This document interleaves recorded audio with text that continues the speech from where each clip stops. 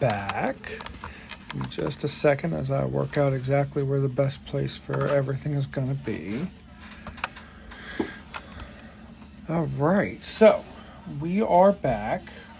We are going to try to stream for you one more time and see how we do. Give me just a second. I'm logging in so that I can hear and see what you guys are saying. See how we do. Bear with me. I'm still kind of working the kinks out here. All right. There we go. So now I can see your chat. All right. So we are back. Now, where we last left off with our hobby hangout was we had finished up the 2 assassins that weren't done, and we put some stuff on their base to get them ready for our final bits for their basing. So let me pull a couple pieces out here just to make sure I got everything where I can see it. All right, so we've got 4 barbed wires. We got a bunch of little rocks. So everybody got a rock and a little bit of texture paste. You see here? So the first thing we're going to do is we're going to bring everybody's colors together and make sure everybody has the same colors in the same places. We are going to start with Dark Neutral Gray by Pro Acrylic. These are fantastic paints, and they've got little steel ball bearings already in them. And because the top seal like this, they last a long time and they're super reliable. They are a little thick, which is what you want because you want to have to thicken the paint down. That means you're getting more usable paint per bottle. If the paint out the bottle is already the perfect thickness, that means you're not getting as much of it. So you definitely want it to be thicker when it's an option. And we're just going to paint up our new little features here, these little rocks. I'm doing it. It's a good time to check and see if there's anywhere else that needs a shot and make sure everything looks right. Okay, so what we'll do here is we're just going to go right in between your fingers. Use our finger to wipe off anything that we get where we don't want it. So got a little bit right here too. Get in there with the finger. Always a good shot. And we're just going to repeat. So we're going to do right here. Make sure that all of this is the right gray and it all matches. While I'm doing this, I'm also looking through the base just to see if there's anywhere on the base that doesn't have good coverage or maybe got missed or there's any paint left over from the model's feet. This is a good time to fix all that. As I'm looking at it, Ashen gray or dark gray actually might be darker than the original gray I put on here, so I may have to just go ahead and redo the entirety of the bases to get them all uniform. But, you know, as long as they all have the same sets of colors, they'll have a unity to them. So even if this darker gray is there, because the 2 grays are on all of them, they will still have that cohesiveness.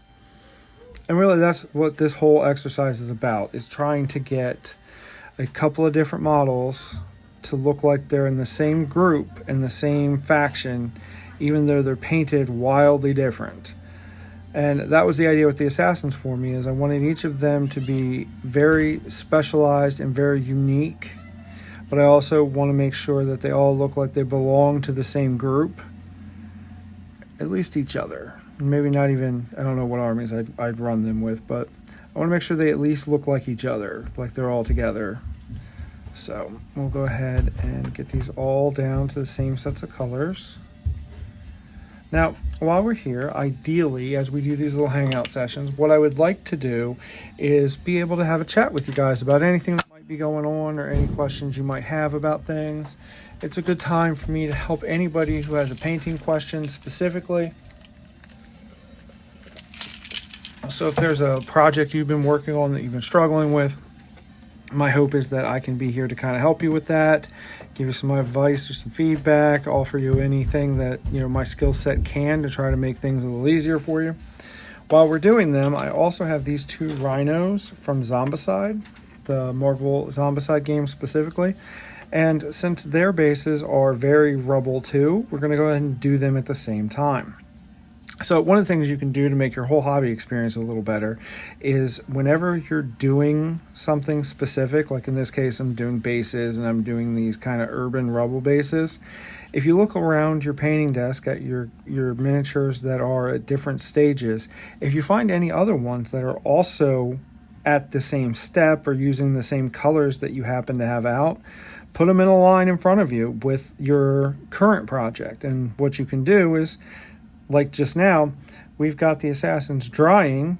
There's really not much I can do with them until they get to a drier state. So we can just switch right over here to the rhino, use the exact same color that we've already got out, and get him set up too. And that way, while the other assassins are drying, the rhino's getting his base colors in, so we'll be one step closer to finishing him too. Now, Zombicide is probably one of, if not my favorite games ever. And I know it's kind of simple and it's not exactly well balanced, which for somebody as focused on balance as I am, you'd think that'd bug me, but it doesn't. I like to play with like all of the special zombies, so it's always a challenge. And when I play Marvel zombies, I have like all of the villains, and I always have the ridiculously difficult villains that have their own action decks. I've got them all in. I've got Sentinels in. It's always a hard time, but it makes it really rewarding whenever we do win.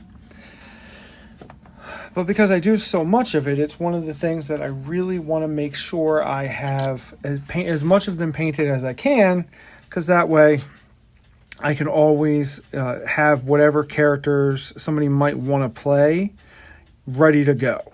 And it's been my experience that fully painted miniatures really make that game more fun. Like it just is more fun when your miniatures are fully painted. And I'm sure there's an argument against that philosophy, but that's what I've experienced. And when I teach people to play, I always make sure that all the miniatures that I bring are as painted as I possibly can, so that they get the best experience out of it. And most people that I play with have a great time and want to come back and play more, which, that means I get to play it again later. And we've created some new fans of board games. And if you like war games, you will probably like these kind of board games too. They are very similar. One of the things that Zombicide specifically does really well that I appreciate a lot is they're very good at making it us versus them instead of you versus me. I play with a lot of very competitive people, and when they're playing games like One Page Rule or Warhammer or what have you, it very quickly can become a I'm not having fun anymore because the dice have left me and Lady Luck is no longer on my side. And that's really not the experience I want people to have, especially not at first. Oh, I apologize, I was too far down. Especially not at first, like during their first times with the game. So I like the cooperative games more just because I feel like you can more easily get a group of people on the same page, and then it's we either win together or we lose together. And, I always find people being a little more receptive to that idea. I mean, your mileage may vary. You may prefer the hyper-competitive, but especially at first, if it's like their first time playing, I absolutely do my best to try to make sure that we are on the same team. I find that makes a huge difference. So, now we're going to take a bright natural gray, which is kind of seafoam gray if you're using Vallejo, which is my go-to for this color. This is a good bit lighter. That's actually way too light to do by itself. But that's okay, because we're going to water it down a little bit and get it nice and smooth. And then we're going to contaminate the hell out of it by bringing our dark gray over. And we're just going to mix and mix and mix and mix until we get a little bit darker of a light gray. So the light gray is close, but it's a little too light. So we're going to bring it all in here and we're going to mix it. And we're going to keep mixing. It looks like we're going to use all of that darker gray that we had. But we're just going to mix it until we get where we want. Push and pull the paint. Make sure it's thoroughly mixed. There we go. That's way better. Alright, so I'm going to go ahead and clean this brush off. And I'm going to get a small dry brush. And we're going to go ahead and start utilizing this. Now, not all the paint is dry, and that's okay. Because some of the paint that's not dry, we can go ahead and just kind of leave it.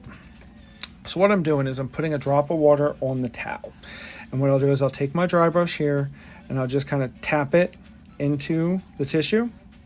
Okay, and now it's a little damp, but only a little. That's super important. It's got to be just a little damp.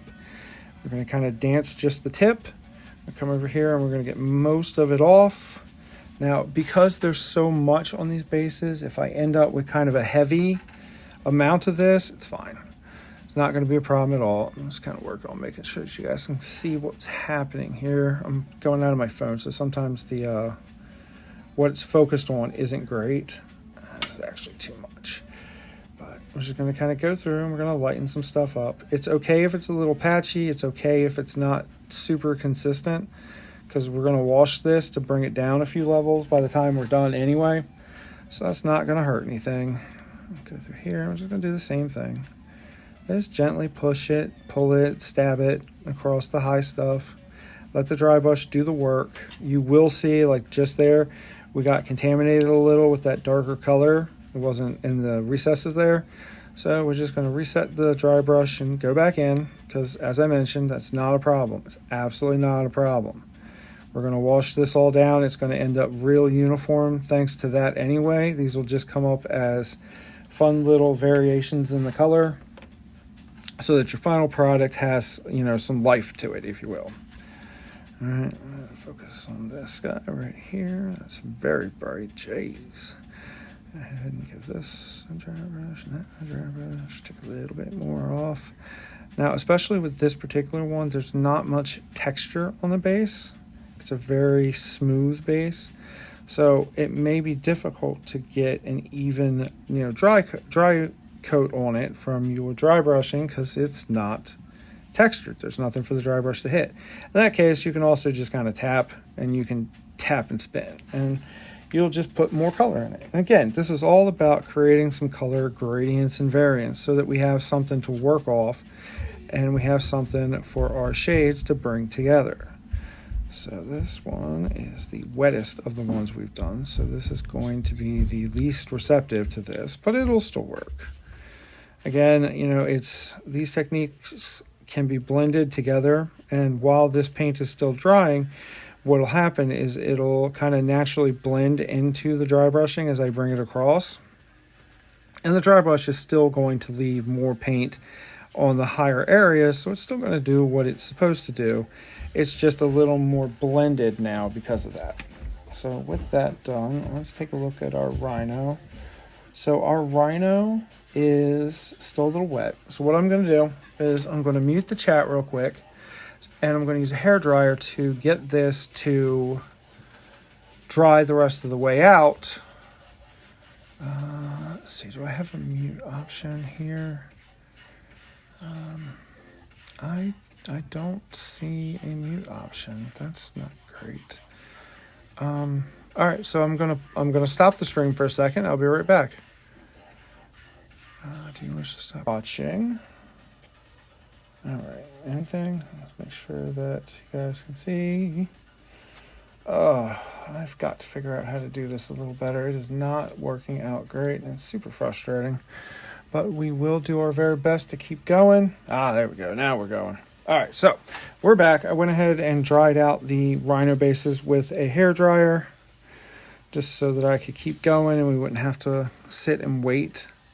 But we're going to do essentially the same thing. Now, Simon, especially with these Marvel Zombies, did a really fun job of making all their bases kind of tell a story. Especially, some of them have little Easter eggs from other ones. I don't think this actually is one that does. I think they're just kind of, this is the base, him running through the base when he's a human, and then him, like, I guess, pouncing or charging through the rubble of the city when he's a zombie. But we're just going to do the same thing. We're going to go in and we're going to just dry brush some of these colors into it. All right, and they look good. So if you can tell, it looks like the assassins are mostly dry now, so we're going to add a little bit more of that bright neutral gray. I'm going to take just a little bit of our darker color, and we're going to blend them into each other. So now we have a much lighter color than we had previously. You can kind of see on the tissue there how much lighter it is. And we're going to go and we're just going to take an assassin. And now we're going to be very, very selective in where we do this. So what you can do instead of the brushing and stroking is you can do just taps. And it'll just leave little bits of your color on some of the higher points. What I like to do, especially with something like this, is if you look at his base, you can kind of see that there's a lighter patch here from where we did the last dry brush. So just kind of in the middle of that, I'll tap in a little bit more of this color. So like right here on this assassin, for example, you can see that there's a lot of lighter color from our last round of dry brushing there. So I'm going to go in and just brighten that up a little too. And what will happen is it will become a natural high point when the model's done. And it'll just kind of give us, it'll almost be like there's more light on that particular part. And once we add our wash, this is all going to come together similar colored anyway. But these higher points will still be higher, and it'll give you kind of a visual reference for like where the light around them might be hitting. Another thing you can do with this that's a little more advanced technique and requires a little more understanding of how the different colors interact is you can apply washes and shades of different colors to simulate artificial light that might be in the area that would be casting different shadows. So for example, if you wanted to have these guys be in like a cyberpunk place, you could add some pinks and some blues, and then your bases will look like they've got some of that cyberpunk aesthetic hanging out, like maybe that they're on the streets of a neon lit city. And it becomes a really easy thing to do. Now, if you are going to do that, I would recommend that you decide that ahead of time. That's not a good thing to make a decision about at the end game. And what you can do at that point is you can then highlight your model with blue and pink where you have decided that the blue and pink lights would be in regards to the miniature. So for example, if I wanted there to be blue light here, I would highlight this whole section of him in blue. I would just get a dark blue and I would give a very light highlight to him here. And then if I wanted to be like pink under here, I would then take a dark pink and I'd do the same thing. I would just highlight all of them through here. Even after he's already painted, because that way, when we do him like that, it looks like the light is actually hitting him because all the colors underneath it are already in. If you do the dry brushing before you finished the actual colors to it, it looks weird and not right. And it just doesn't, you're not going to get the effect you want. So since Rhino's in a gray suit and I've got a real light gray on my brush anyway, go in and just do a little bit of dry brushing on the higher points where more light would have likely hit, and on some of the points that I want to bring extra attention to. For the zombie, that's going to be all the gory parts, and for this one, it's going to be, I want to make sure that that face is nice and visible. We're going to kind of help him define where his muscles are so that he's nice and buff. Let's see, we'll do some to define his fingers a little better. This is his front running foot, so we're going to put a little bit more on that. And this part of his foot that's up will be in the light, so we'll put a little more on that too. And what you'll start to see is that with the layers of different kinds of dry brushes, it gives you almost like light is hitting it from different places, which just helps your miniature feel like it's alive and where it is actually is a place that exists instead of just like a static, everything is lit exactly the same way. That can really be a take yourself to the next level challenge for you, is just to kind of figure out where the light's coming from for your miniature and then make sure that you're highlighting accordingly, and it'll help your miniature feel like it's in an actual place. All right, so if you could please hold on for just a second for me.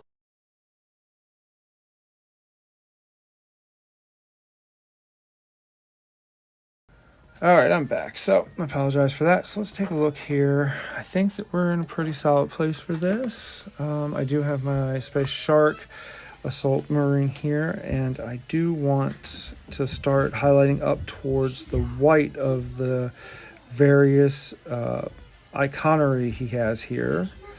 Thankfully, because it's 3D printed, the icons are raised, which means that they will absolutely take a dry brushing in a really efficient way. All right, hold on for just a second for me. I've got a child here who needs something.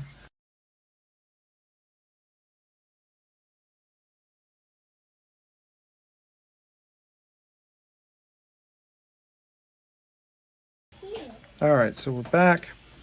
And again, this goes back to what I was saying earlier.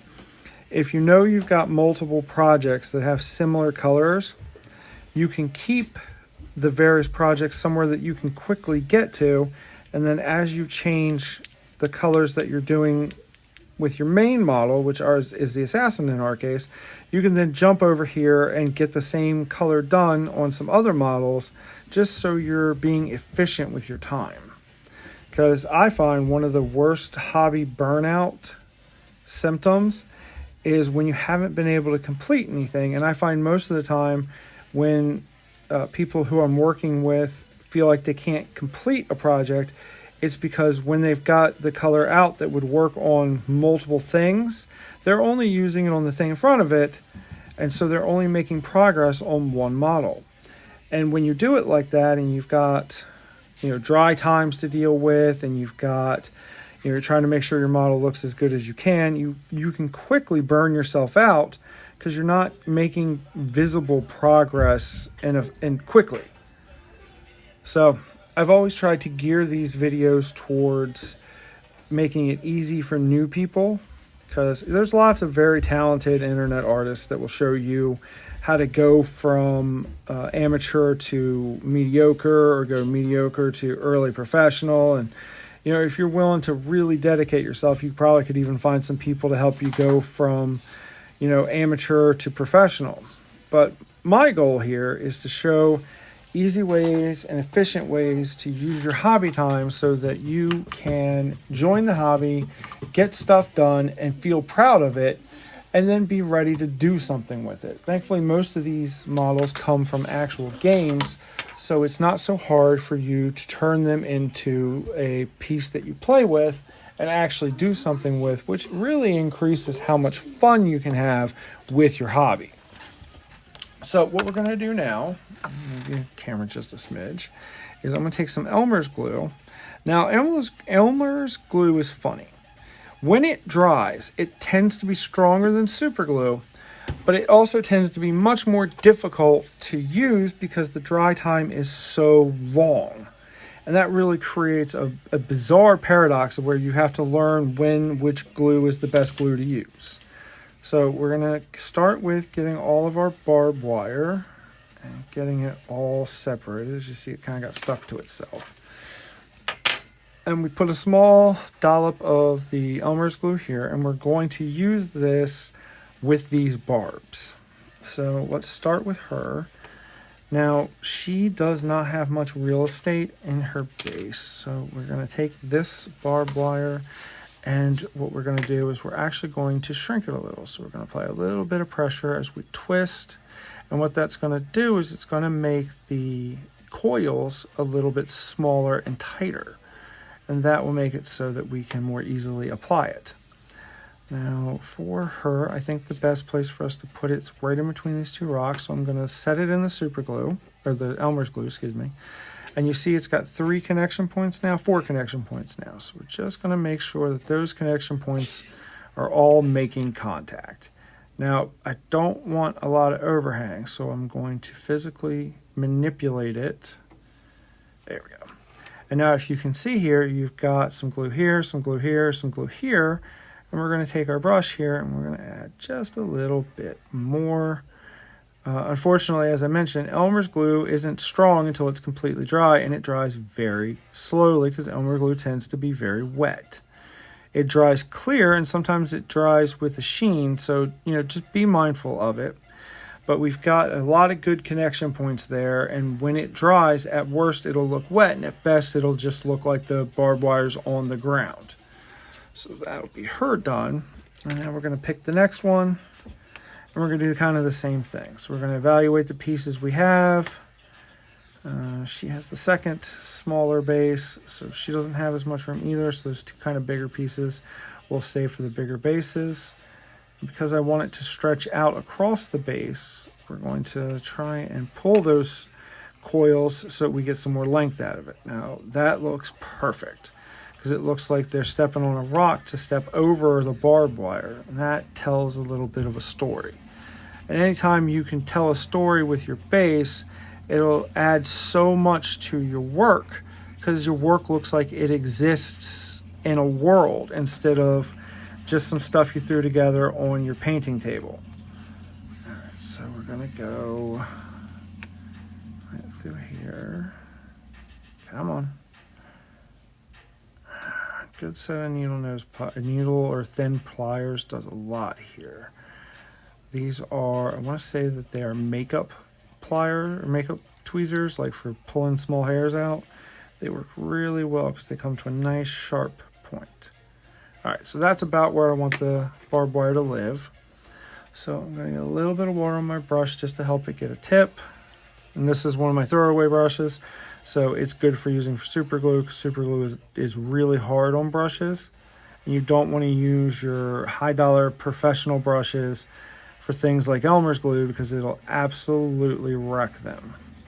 So whenever your brushes are no longer sufficient enough to be in practice for you, you switch them out and have them become your beater brushes for stuff like this.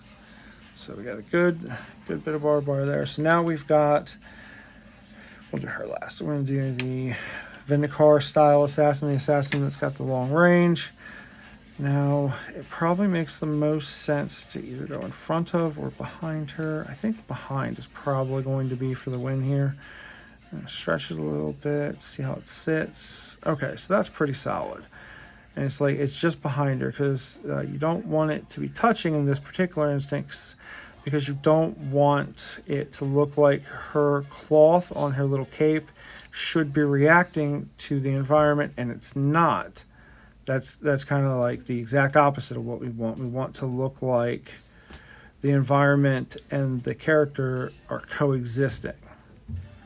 So when we're deciding where to put it, we're going to want to put it somewhere that it doesn't touch that cloak, because if it does, it's going to make the cloak look like it's not really in the world, because like why isn't it reacting to the barbed wire? So this should work. That looks pretty solid. So just like the last one, we'll go through and we're just going to kind of rub the coils that are going to be on the bottom into the glue. This also will show you if there's a coil that's not quite flush with the ground. I don't know if you can see that or not, but that coil wasn't quite touching the ground, and so it wasn't getting any glue on it. That's a pretty valuable thing to know. All right, so let's move it back a little bit. Again, I don't want any overhang on any of this. That's just not how I want this to go. And these like barbed wire razor wires are so flexible that you can really get them wherever you need them. Now, for barbed wire specifically, or razor wire, whatever you want to call this, you don't want to use too much glue because then when it dries, it'll look wet. And that's a really bizarre look for razor wire to have, so you don't want to do that. All right, so I'm going to take her aside and let her dry. And we got one wire left and we got one assassin left. Now, this assassin is the close combat specialist and the fling themselves into the dangers of combat. So I feel like where we have her barbed wire is a little more optional. What I think I'm going to do is I'm actually going to run it with her hair going like right underneath and over it, kind of like this.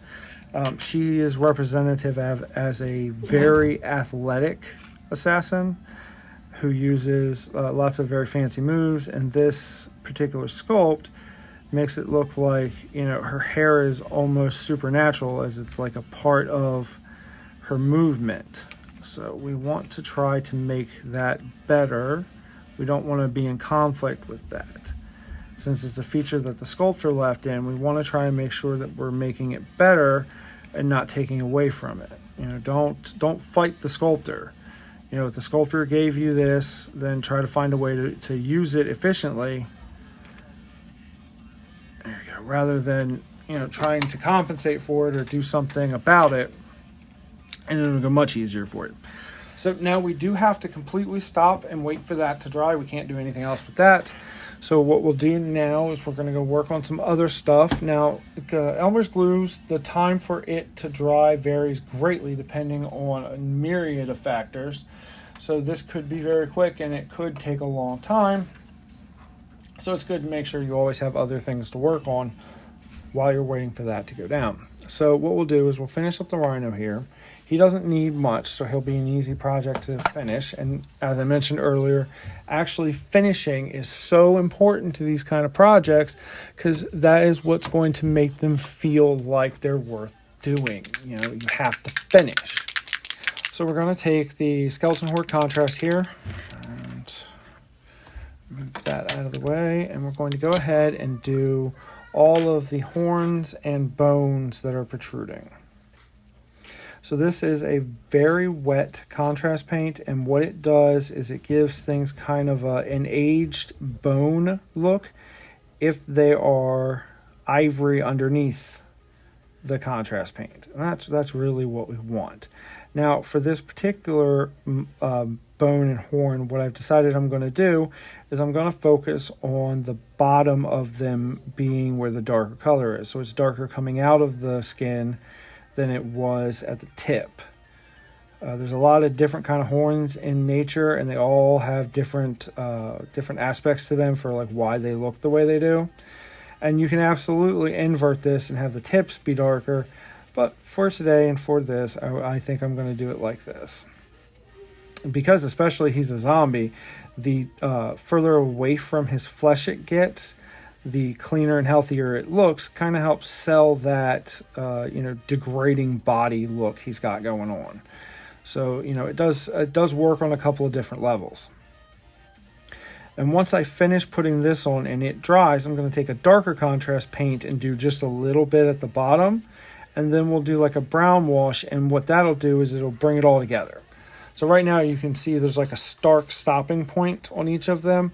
The wash is going to help make that not so intense, because you don't want it to be super intense. That really, it doesn't help the look. So we're just gonna kind of mimic that on Rhino when he's alive. He's got some teeth, we'll do it on his teeth. You know what, let's go ahead and do it on these giant ass toenails of his too. So just give it a shot. So what's nice about contrast paint is it works a lot like a high pigment shade, and you can put it over top of other colors and it'll tint those colors. And that's kind of what I'm doing here, specifically with his toenails, is instead of painting them, I'm just tinting the layers of higher dry brush they were able to get. When I was actually painting the toenails, I was careful to make sure that I was actually getting them a lot, and they were getting a lot of that highlight, so they were getting lighter and lighter gray as it went. And that made it so that when I get to this step, I don't actually have to paint them, ivory, or paint them lightly. They're pretty much good to go out the gate. Now, I got some interesting stuff over here. So obviously I've got the Space Shark Assault. He's cool. But I have this one. So this is, I want to say I think they're okay with being mentioned by name. If I discover that they're not, I won't do it again. But as far as I know, they're okay with being mentioned. Daka Daka made this. This is it's kind of like a Sister of Battle, but they're Viking style Sisters of Battle. So they're almost like Space Wolves and Sisters of Battle had a kid. And I don't know about you, but as far as I'm concerned, that is awesome. That sounds like an awesome concept. I want to be involved with that all day, every day. That Jimmy's my jams, if you will. As a shout out to the Eons of Battle guy, who I have a ton of respect for and admire a lot. So the question becomes, do I do them in Space Wolf colors, which is absolutely an option, or do we try to do them in a unique to them color scheme? Like, because I'm thinking that what I might do is either make their armor deep purple and their robes light, or make their robes deep purple and then make their armor like white or off-white, or thinking white or off-white is probably where I would land with that. And I don't really know which is the better choice here, if I'm being honest. I might even have to do both and see which one I like better long term. I'm sorry, I was looking through my bits box to see if I could find something. I don't know if you can tell, but it looks like the shaft of her sword got busted off at some point. I just wanted to take a quick look and see if I had anything I could sub that for. I do not, so what I'm going to do instead is I am going to drill a hole in her, and I'm then going to put a bit of paperclip into her. And hopefully what that'll do is it'll make it so that it looks like her sword hilt is the paperclip. Since she's so small, that should be about right. So I've got my Dremel here, and I've turned it down to the lowest setting it'll go. And what I'm going to do is I'm just going to we're going to try to very slowly drill this out a little bit. Now, unfortunately, it looks like the hilt is not really any bigger than the Dremel bit. And this is the bit that I use specifically for stuff like this, for pinning, which is what we call that when you're doing it to keep two pieces of a model together, which is usually when you're doing it. So it's going to be a challenge just because the model it's not big enough to really withstand this, and that is going to absolutely make this more difficult. But we don't need a ton, especially because it's going to be, the wire piece. All right, let's see what we can do with this. So then ideally we would just plug this in and cut off an appropriate amount. I think we can do this. I think this is going to work. So what I'll do first is get a dab of super glue, and I'm going to put it right in this new hole that we made.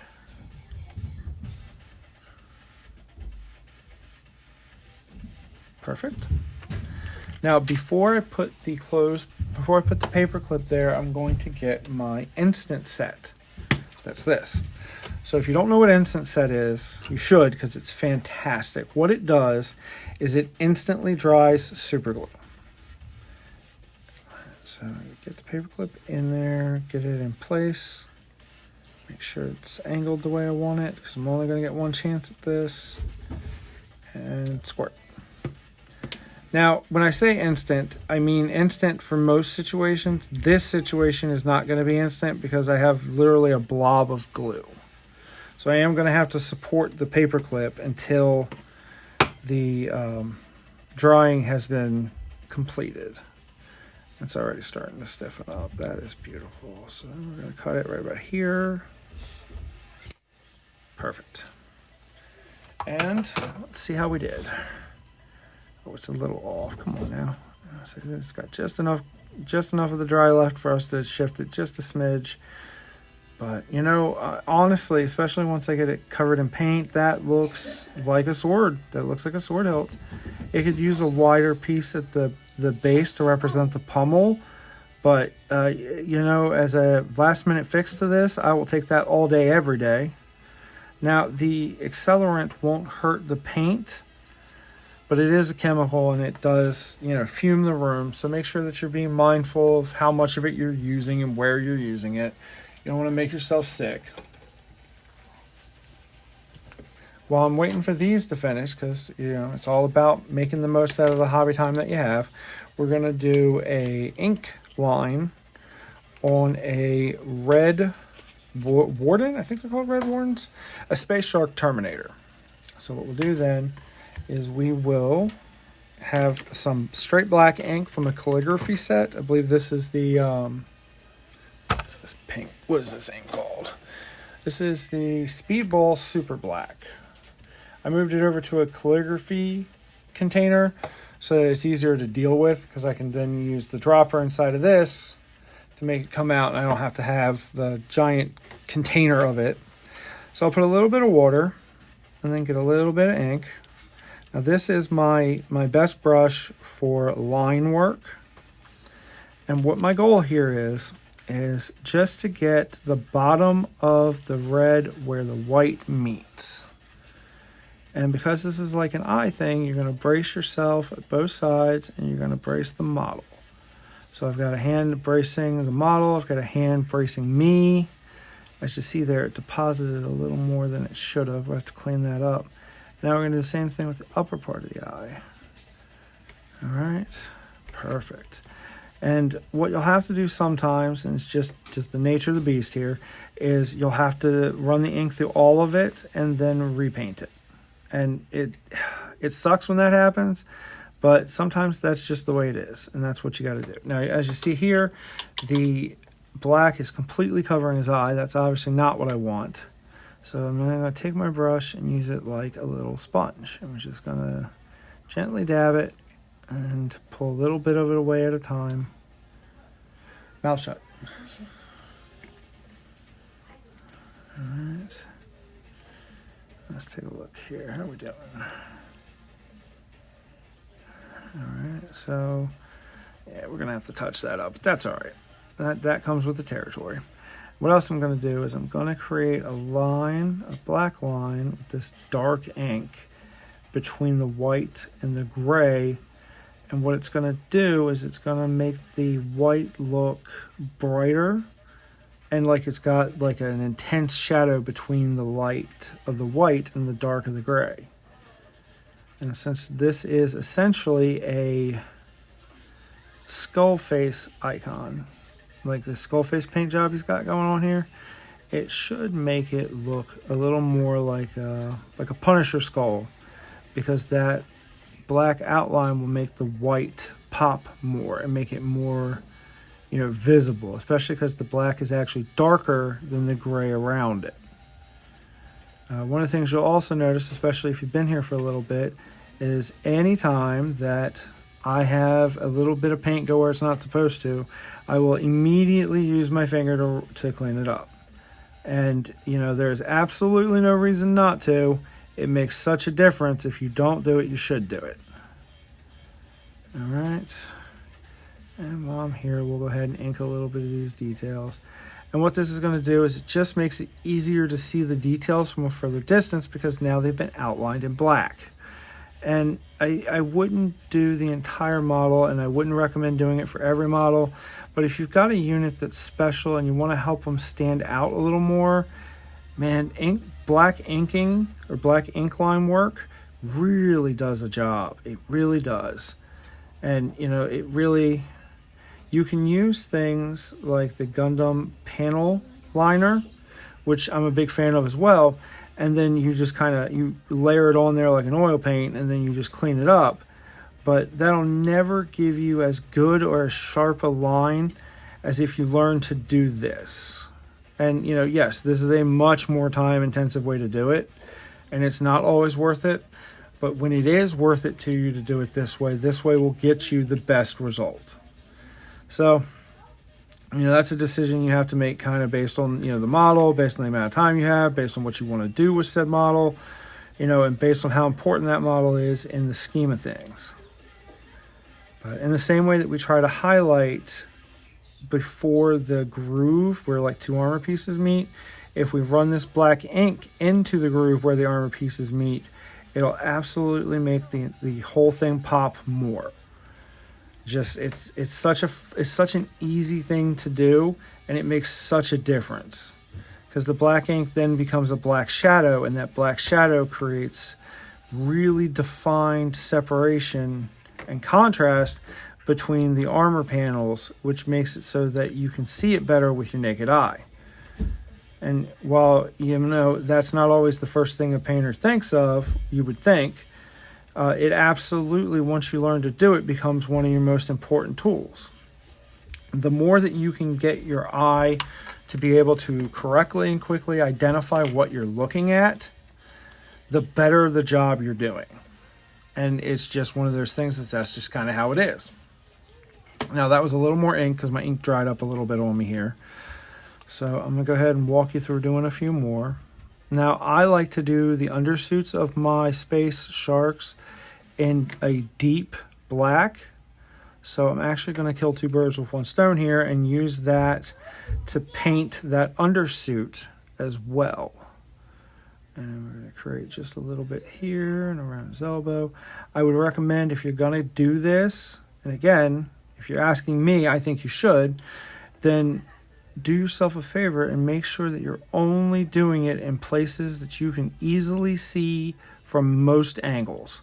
Don't waste your time trying to do this in every crack and crevice that's hard to get to, that nobody's going to notice unless they're like inspecting your model for, for like a tournament, like painting tournament or something. Now, in that scenario, you might want to, but honestly, every other scenario that's not a competition, it absolutely is not worth the extra time. Don't beat yourself up about it and do it. It's not worth it. Especially if you're doing an army that's got 50 or 60 models. You don't want to set yourself up like that, because then you're bound to disappoint yourself at some point, and, it won't be as fun. And, at the end of the day, whatever the reason you do this hobby for is, you should be getting some fun out of it. It should be something that's helping you relax, helping you deal with the stress of the day, giving you an artistic outlook. It should be doing all those things. And, if it's not, you might want to evaluate how you're pursuing your hobby, because you might be doing it in a way that is detrimental to your ability to enjoy it. Is it fun to win? Of course, everybody likes to win. But if you can learn to like playing, because playing is fun, then you can play with anybody and always have a good time. Whereas, people who can only really enjoy it if they're winning, they lose out on having fun when the game is just going. And, that leans back into that's the problem with being ultra competitive, is sometimes you will miss having fun because you're not winning. And, at some point, especially if you're new to a hobby, you're going to come across a wily veteran of the hobby who you simply can't beat. And nothing you do will beat them, because they already know all the little tricks, all the little secrets of the trade. And, it doesn't make sense to me, I guess, to set yourself up to be miserable and unhappy when you fight somebody in a hobby or in a game who is simply better than you. They've got more experience than you, that you just can't reasonably beat with the level of experience you have. And I think that trap catches a lot of people in these kind of hobbies and makes it difficult for them to enjoy the hobby. But, if you learn to love painting, for example, it won't matter if you win, because winning won't make your painting better and it won't make your painting worse. And, that kind of mindset can really help. And, it goes for anything, but since we're specifically here to talk about the hobbies, that's, what I'm going to reference for it. I probably should have left this alone, but it's all right. I'll fix it later. All right, a little eye here that keeps getting lost. I have one here the same. Little eye keeps getting lost. I'll just throw that in there. All right, and that space shark is looking spiffy. He's looking real spiffy. All right, so now that we've had a second for it to dry, that handle we just made out of a paper clip needs a little bit of paint on it so it can look like the rest of the model and like a handle and stop standing out so much. So what I have here is a brush on primer. It's the Vallejo Black. And because where I live, especially at the moment, having the ability to go out and run a rattle can simply isn't an option. So what you can do instead is just use a brush on primer. They work great. They get a bad rep, but I've never had that much of a problem with them. So I think that their reputation just comes from people who don't want to deal with them or don't want to work with it. They want it to work like a rattle can where it just works, and it's a different product, so it doesn't do that. And when you expect it to do something that isn't what it does, you're bound to be disappointed with it. Rather, if you learn how this product works and use its strengths, you won't have to deal with that. So now we're going to come back in here and bring a little bit more color to his eyes. All right. Let's go forward just a little bit more. Good, good, good. All right, I'm gonna come over here. I'm gonna do the same. Because I know where the eye should be and about how big the eye should be, so I just have to kind of maneuver my brush in the right spot to get it. Okay. So, and just like anything you do in painting, it sometimes just becomes, you know, back and forth until you get right where you need it to be. So I'm going to take a little bit more of that last bit of ink I had, and I'm going to try and shape the eye a little bit. Because despite the fact, why did it do that? That's aggravating. Despite the fact that there's not much room there, I really need these lines to go right. Come on. All right, and then just clean that up. You're not in frame. Okay. Well, I mean, you're here to assist, and there's I don't care if people know you're here, so. Thankfully, my fiance is here to make when I'm doing this a little easier for y'all to see. Hi, everyone. So unfortunately, the everyone is your new dad, who I'm watching. is here because he doesn't have a choice. I'm watching. From your personal account? Personal account. Ew. That's how I noticed that you were not in frame. Is I took a look at it and I was like, why can't I not see what he's doing? We'll let that dry and we'll add a little more red to it and move on. So, it looks like, yes, that is a space shark. It looks like at the moment, what we'll end up doing is have to decide what we want to do with our space Viking sister. And I'm leaning towards the dark purple cloth with the light armor.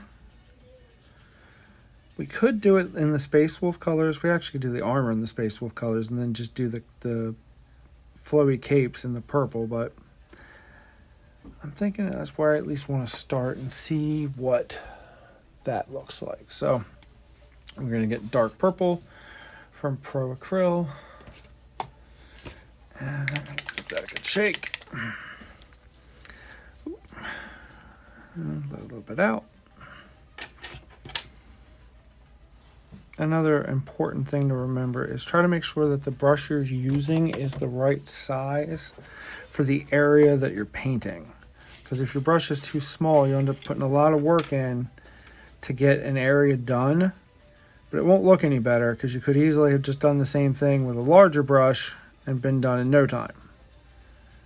That's another one of those mistakes I see a lot of people who are just getting into the hobby make, because it's an easy mistake to make, and if no one's ever told you, then you know, how would you know? I'm going to put her on a handle because I'm touching that primer a lot. Hurrah! There we go. Alright, let's see. I'm going to get in there and just kind of smear it around, smear it around, smear it around. Twist the brush. I'll get some of that purple on the inside. Now, with this particular sculpt, it's not likely that I will try to get the inside of this cloak any brighter than that. So as long as it's got the purple in it, it'll be great. We'll just go through and make sure we got a nice even coverage. It's looking a little chunky, but not a lot chunky. All right, go through and do this.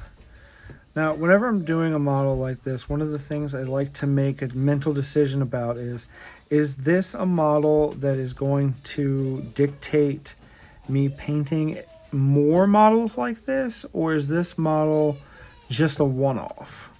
Because if it's a one-off, you can put as much effort or as little effort into it as you want. But if you're going to try and make an entire army out of it, it's super important to make sure that the way that you do it is something that you can replicate over an army, because otherwise you'll make yourself crazy. All right, let's see how our assassins are doing. So you can see a lot of the Elmer's glue is dried up there.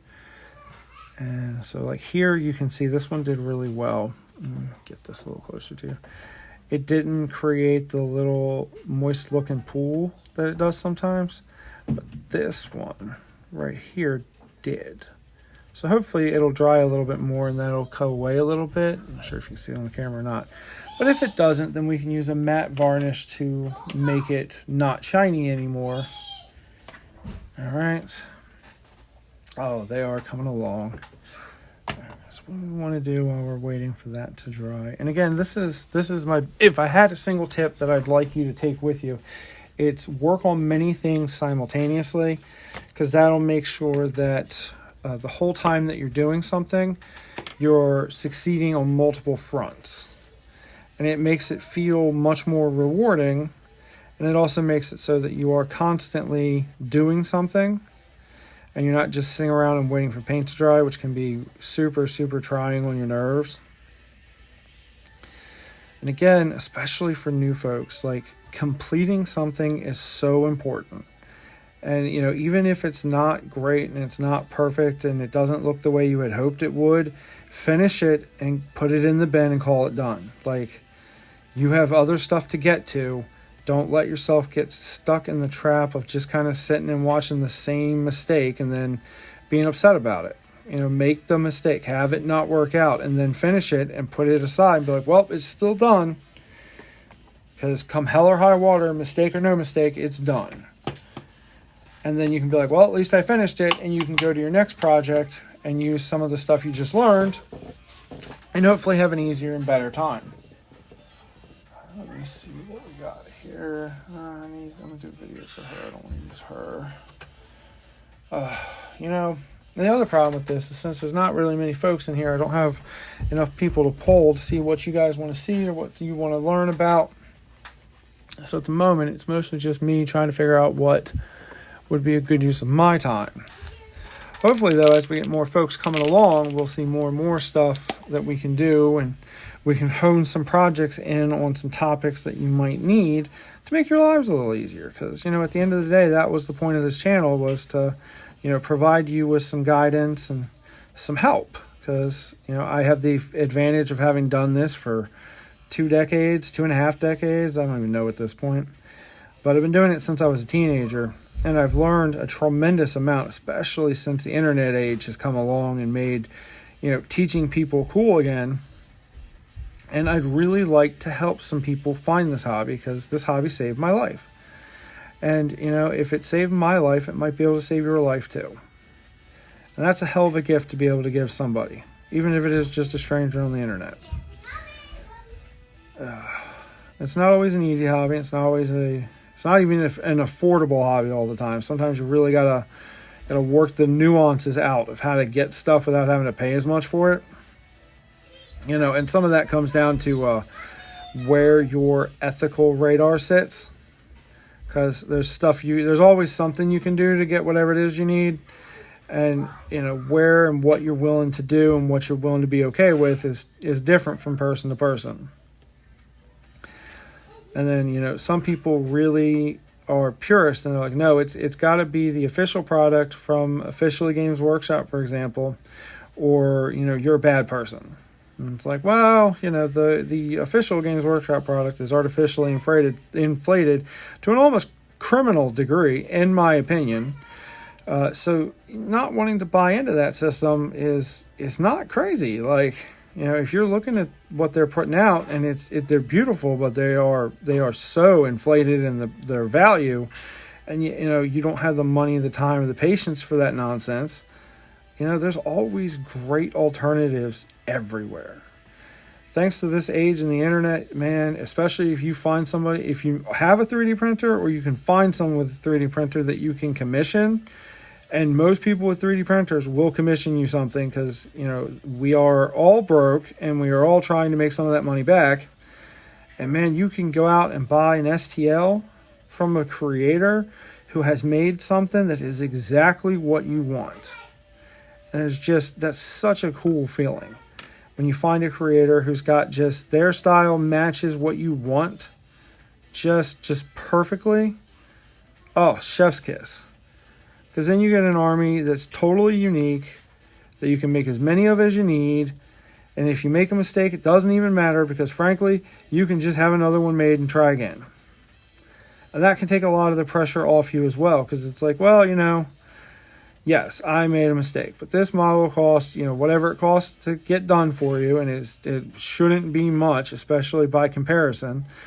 It's not such a big deal. You didn't spend like $50 on 5 models or $60 on 5 models or whatever they're doing now. Okay, so we'll have this is actually a blend of 2 different creators who I don't know if are okay with being mentioned, so I'm not going to mention who they are. But I took the pieces from 2 different creators and put them together.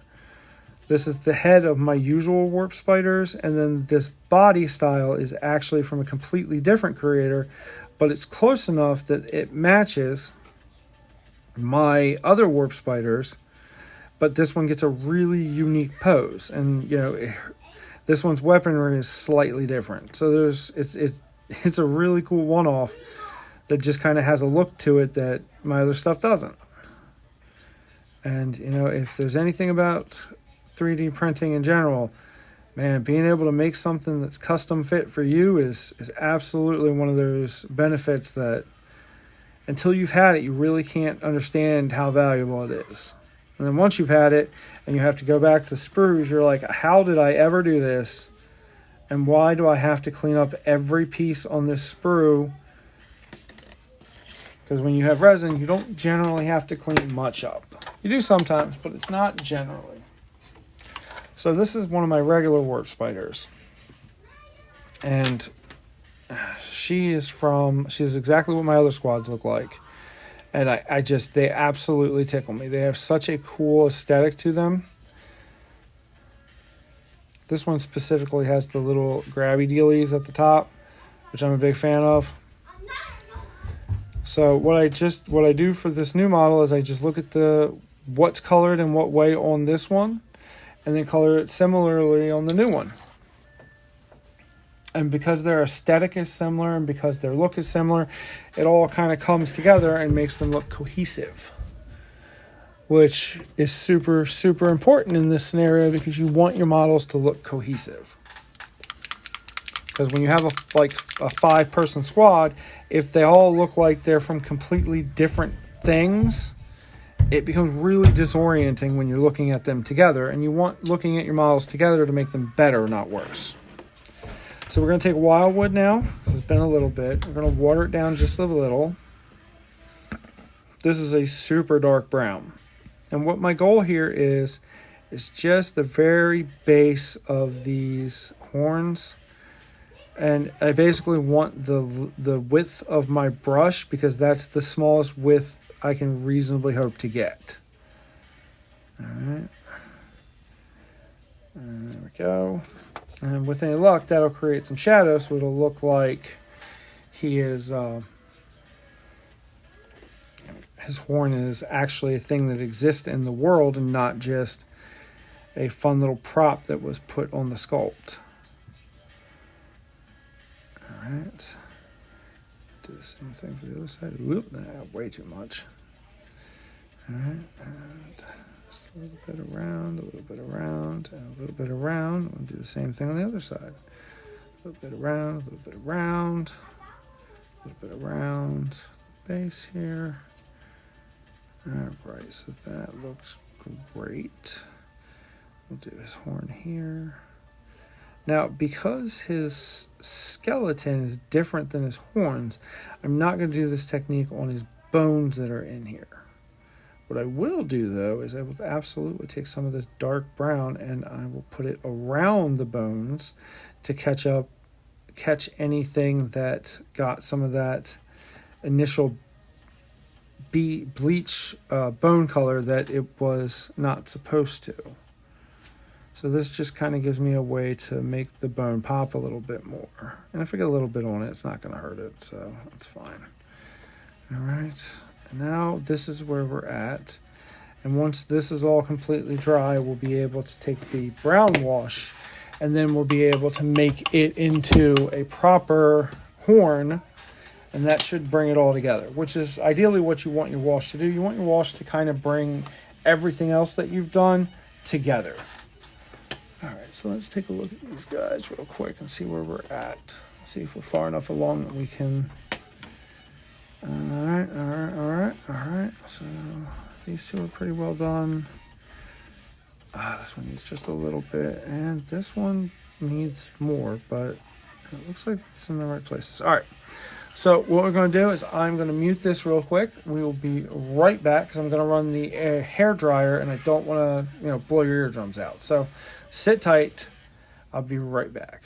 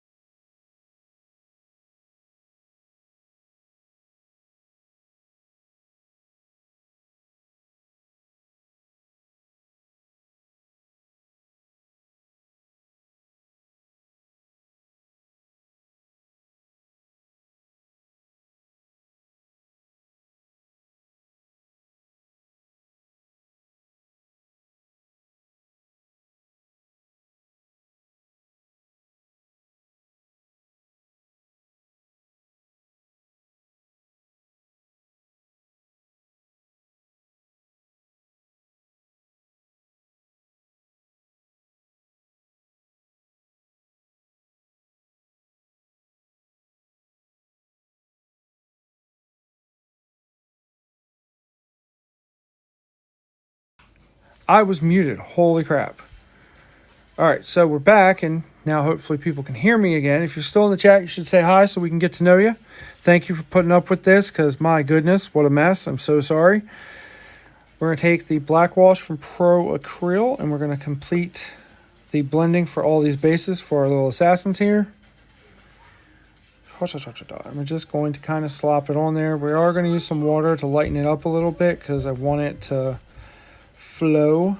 Now the Pro Acrylic black wash is good at flowing by default, but sometimes you just need it to do just a tiny bit more. And what you can do with this is, as you may be able to tell here, is now that it's so loose from having the water added to it, it's pooling up.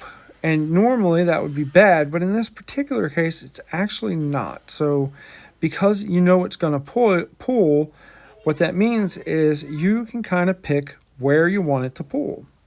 And that's kind of what I'm doing here, is I'm kind of going through here and I'm pushing and pulling to make sure that the places that I want to have a little bit more darkness have a little bit more wash, and the places that have a little less darkness get a little less wash. So that helps us put that all together. And we're going to drop the model, then we're going to set it over there and let it dry a little bit.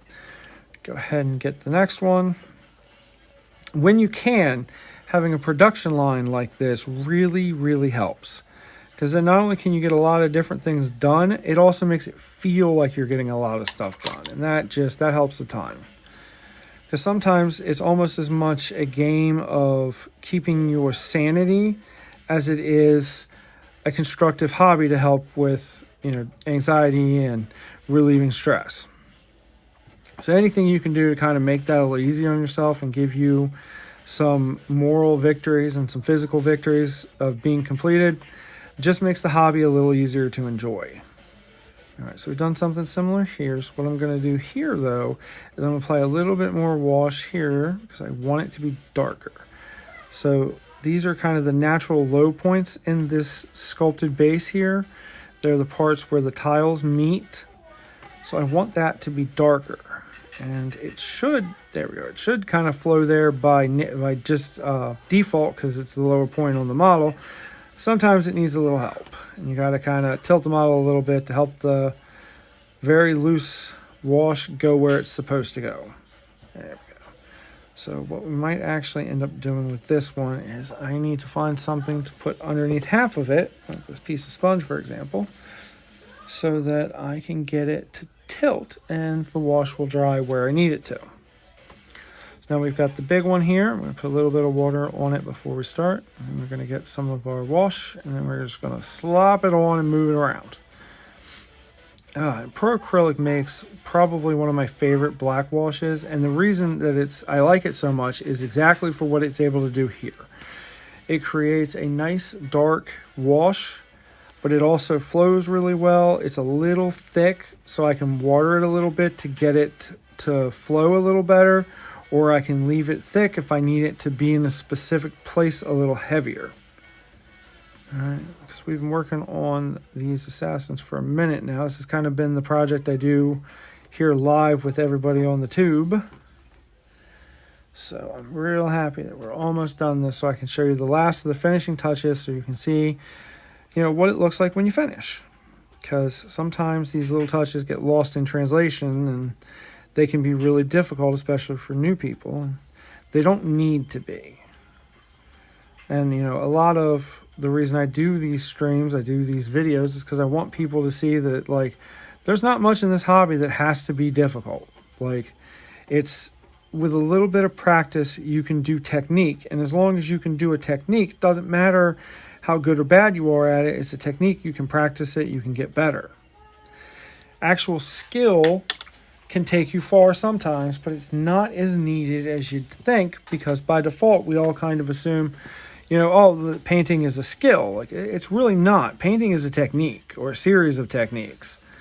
It does not require skill. It just requires some experience and some practice and some knowledge. Somebody has to tell you, hey, this is how you do that. As long as you can get that, there's not much painting-wise that anyone does that you can't. Now, there are people who are legitimately talented and they've got actual skill, but the skill does for them isn't what you'd think. What the skill does for them is it makes it easier for them to identify color patterns and to know how to pose a miniature so that it looks its best at the end. That takes you. You can still technique that a little bit, But especially if you're dealing with something you've never dealt with it before, that's the only time skill ever really comes into play in this hobby. When you're dealing with something you've never dealt with before, and you don't have any point of reference for what it should look like or what it could look like. At that point it becomes a skill game, because then, it's your ability to improvise and your ability to see how the project should look as it hits the different stages. But honestly, it's so rare in this day and age that there's any project that somebody hasn't done something with that you like, that it almost never comes up. It is all about technique. It's all about repeating and doing the same things in multiple different ways in multiple different places so you can learn the best ways to do it. A little bit of wash in his eye socket here. All right, and now, because I had them all lined up, I got to do all these bases at the same time, and we've gotten more done with less time. All right, let me see what we got here. So show me who my chat people are. That's a shame. Wish it showed me who you guys were so I could shout out and say hi to you. All right, but we're doing really well. We're making decent time with it now that we've done like 3 parts of this. While I'm waiting for that to dry, I'm going to pick something to go do on something else. So while I'm doing my hobby stuff, I'm making sure I'm using all of my time. So what I've got here is Gorgon Hide, which is a slightly pale blue white. So it's definitely in the white category, but it's got just the littlest bit of blue in it. So it's not a pure white. And you might be thinking, well, wouldn't you want pure white? And the reality is the answer to that is almost always no. You almost never want pure white, because pure white doesn't really happen in the natural world. Like, it does kind of if something's manufactured to do it, but most of the time it just doesn't happen. The white just kind of tints whatever is going on around it.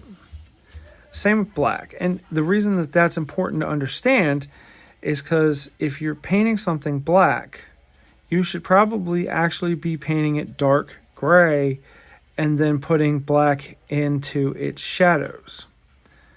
Because if you just paint it black, that's it. There's nothing more you can do with it. You can't make it any darker than that, so you can't shade it, and you can't do anything more with it after you've done that.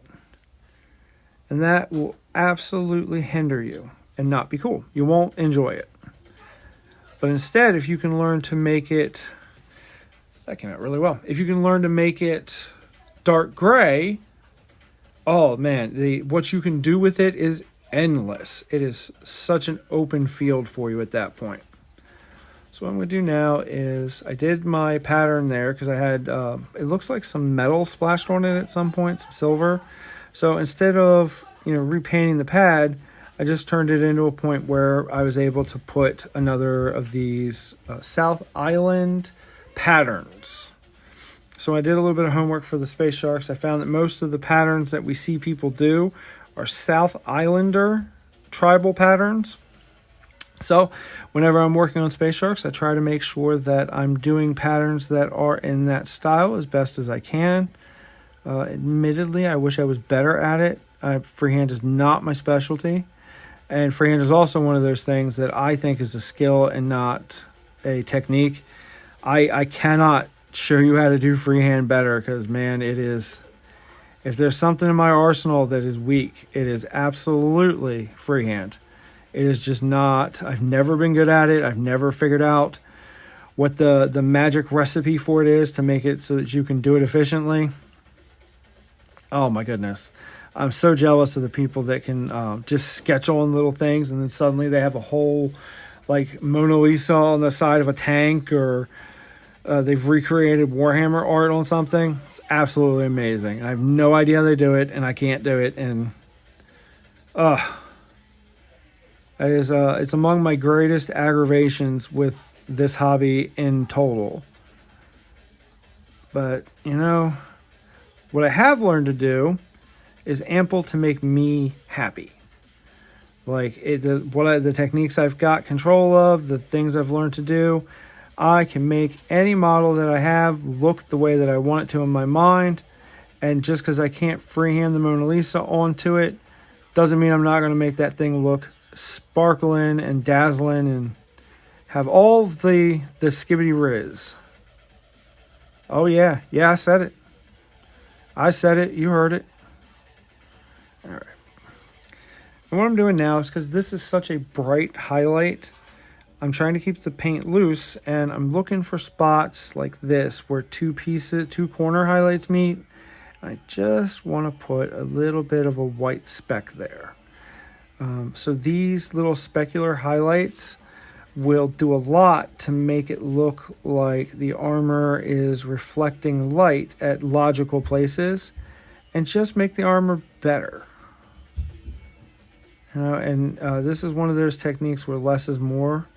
So you definitely want to pick where you're going to try to bring people's attention to. And so because it's not actually light, it's just you painting, you can break the laws of how physics work so that you can bring people's eyes to the parts of the model you want them to look at. So, for example, if we do a little bit of this, like way too bright for this area highlight, we can help draw people to our red eyes. And, that creates some visual interest and helps guide your people who are looking at your artwork to look where you want them to. It also helps you with this particular instance to create facial features even when there's not really ones there. So, it's a super fun, easy way to do in case you want to try and control where your viewers are looking and make sure that the parts that you're doing that you put all the work into are getting the attention. Let's see. So I don't think I really have a lot left to do with him as far as white's concerned. I do have just a smidge of places I'd like to get a little brighter. There we go. Just to kind of make the shark a little more identifiable. But, he's just about done now. There's not a lot left for me to do with him. I'm pretty happy with how all of his markings have come out. And most importantly, to me at least, is he looks like Tyberos. So this is my Tyberos, and he is one of the coolest models I've ever had the pleasure of painting. And because the Terminators within the Space Sharks tend to be like the elite hunting group, I want to make sure that all of them look like they belong with Tyberos when I've got Tyberos out. So I don't know, as far as the game is concerned at this time, what the most efficient way to use your points is. And honestly, I probably won't, because frankly, playing 10th edition and playing any Warhammer at this point is super, super not great for my health. It's a really unnecessarily complicated game where they make things unreasonably cost, and I don't particularly want to, stress anyone I know out to try and get all the stuff you need to make a Warhammer game really pop off. So instead, I like to do this and just, paint models I like, and then I'll play one-page rules if I want to do a war game with them or show someone what a war game is like. Because frankly, I think one-page rules is a balanced game where most of the time you just take what you want and it works. So this is Cold Corpse Blue. We're going to use this as kind of the starting point for the armor here. So I'm still not completely sure if I want to do that light, almost powder blue that the modern Space Wolves do, or if I want to go in a different direction and have an almost white armor. But this build up will take me to a place where I can do either. So it's absolutely a good middle ground so that I can kind of decide where I want to go once I see what it looks like. I'm thinking that it'll probably give me a little bit of insight as to what the Space Wolf powder blue would look like, just because it's going to kind of mirror how you usually get to that powder blue. And then I can kind of decide, is this working for me, or do I want to change gears a little bit and go to that lighter, almost pure white. And sometimes you just don't know until you get it going. Sometimes you gotta pick one and put it together and do it and see what it looks like. Thankfully, paint is not that hard to get off. Simple green, and let them soak. And get them with a toothbrush or an ultrasonic cleaner, man. You'll have that thing back to pretty well based anyway in no time. And as long as you're not like painting with really goopy paint, you also can just kind of paint over stuff, and most of the time doesn't affect it at all. Now with 3D printed miniatures, what I have found is if you put too many layers on a 3D printed miniature, you will start to notice some texture buildup faster than you would have with a traditional plastic injection mold. But it's not a lot, and it just means that you can't repaint it 4 or 5 times before you have to strip it. You can repaint it maybe once or twice. You know what? And if you've had to repaint it twice, you probably still haven't found where you want it to be anyway, and you're probably going to need to strip it for, the sake of making it look the best that it can. And again, if you've never stripped a model, it is not as hard as it seems. It's not as complicated as it seems. It's so much easier than people give it credit for, because it sounds scary and it's like got chemicals and all that nonsense. But it really, when you actually get into the mechanics of doing it, it's a very easy thing to do. LA Totally Awesome or Simple Green. I actually like LA Totally Awesome a little bit more. It's not always as easy to find, but the yellow LA Totally Awesome concentrate, that will eat a paint like nobody's business. And you'll have that thing back to its primer color, or sometimes back to its plastic resin metal color in no time. LA Totally Awesome. If I was going to advise you to do one, it would be LA Totally Awesome. If you want one that has less smell to it and is sometimes a little easier to get, the next choice I would have would absolutely be the Simple Green. I know for a little bit there, the only place I could find the LA Totally Awesome concentrate was the dollar store, but I'm pretty sure at this point Walmart has picked it up and you can now get it right on Walmart. I could be wrong, but I think you can just get it from Walmart now. Don't get the small squirtsy bottle though. Fork the money out to get like the gallon concentrate. It works better and it's easier to manage. And then you'll have it for any other time that this ever comes up. And if you don't use it, you have a great cleaner in your house now. Follow the directions and put it into a spray bottle, and you've got a great disinfectant. Ironically, the fact that it's good at being a cleaner is probably also why it's good at peeling paint off of miniatures. So, take it seriously and don't play around with it. It's not that kind of product, but it is a way to do this that isn't really difficult. So, there's that. All right. Since this is a pajama coat, it's just a base coat that goes underneath all the other stuff I'm going to do. It doesn't exactly have to be the neatest. I'm not super concerned if I miss a little bit or if I have to go in and put another layer in on top of it to really get it a decent smooth coverage. The important stuff is make sure your paints are thin or thin enough. I guess thin enough is probably the better way to look at it. But make sure your paints are thin enough, because you don't want to add texture and that creates problems. And then just go to town. And once you finish, let it dry and go to town again. You'll be rocking and rolling before you know it. All right, so take a look here real quick. So it doesn't look like we've got any new messages. Thankfully, Alex and your new dad are always here to help out, and I appreciate them both immensely. Let's see. Let's swap over to my Space Shark here. So, where are we at with him? Now, when I do Space Sharks, my Space Sharks tend to be a little darker than what you would traditionally see Space Sharks as.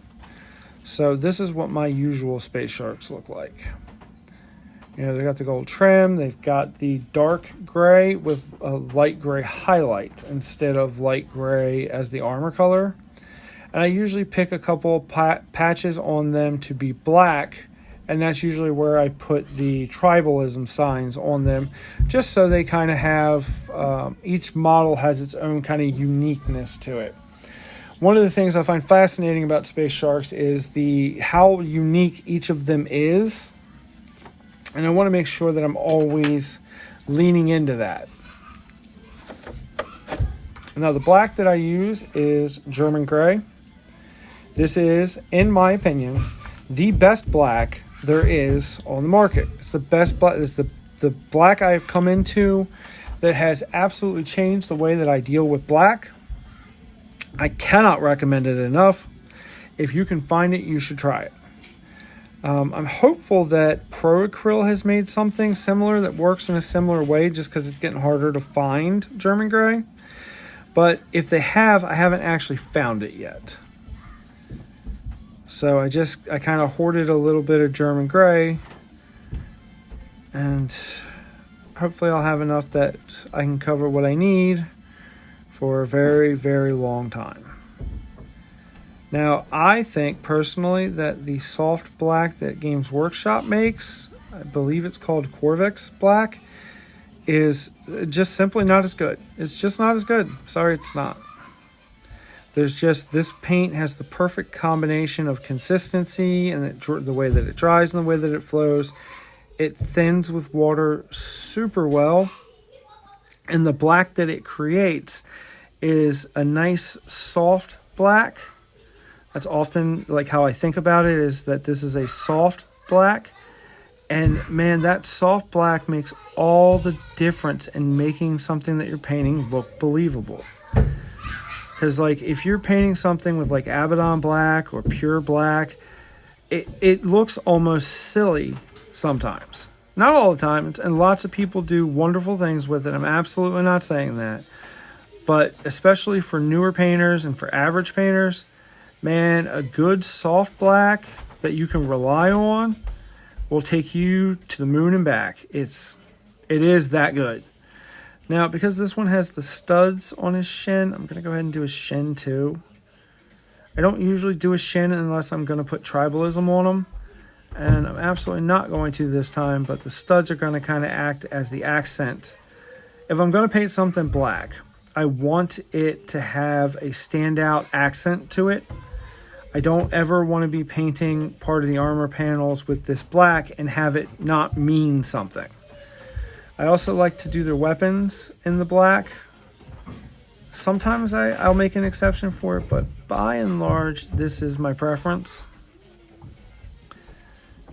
Space Sharks are so individualized that it gives you a lot of room to decide on case-by-case basis what you want something to look like. So if you want like hazard stripes, or you want chevrons rather, if you want to have... Space Sharks are also scavengers, and they're constantly making deals with other, void chapters. I believe the Manus Warriors are the ones that they frequently trade with uneasily. And the Mechanicum. And because of that, you can completely throw whatever armor styles you want on them. You can throw whatever equipment you want on them. And it all seems fine, because it's like, well, they're scavengers. They probably just, picked it off a dead enemy, or, traded for it. So you can have all kinds of fun with it. It's also one of the only Space Marine chapters that you can absolutely put chaos stuff on it, like chaos armor bits. And, just don't use demon stuff, obviously.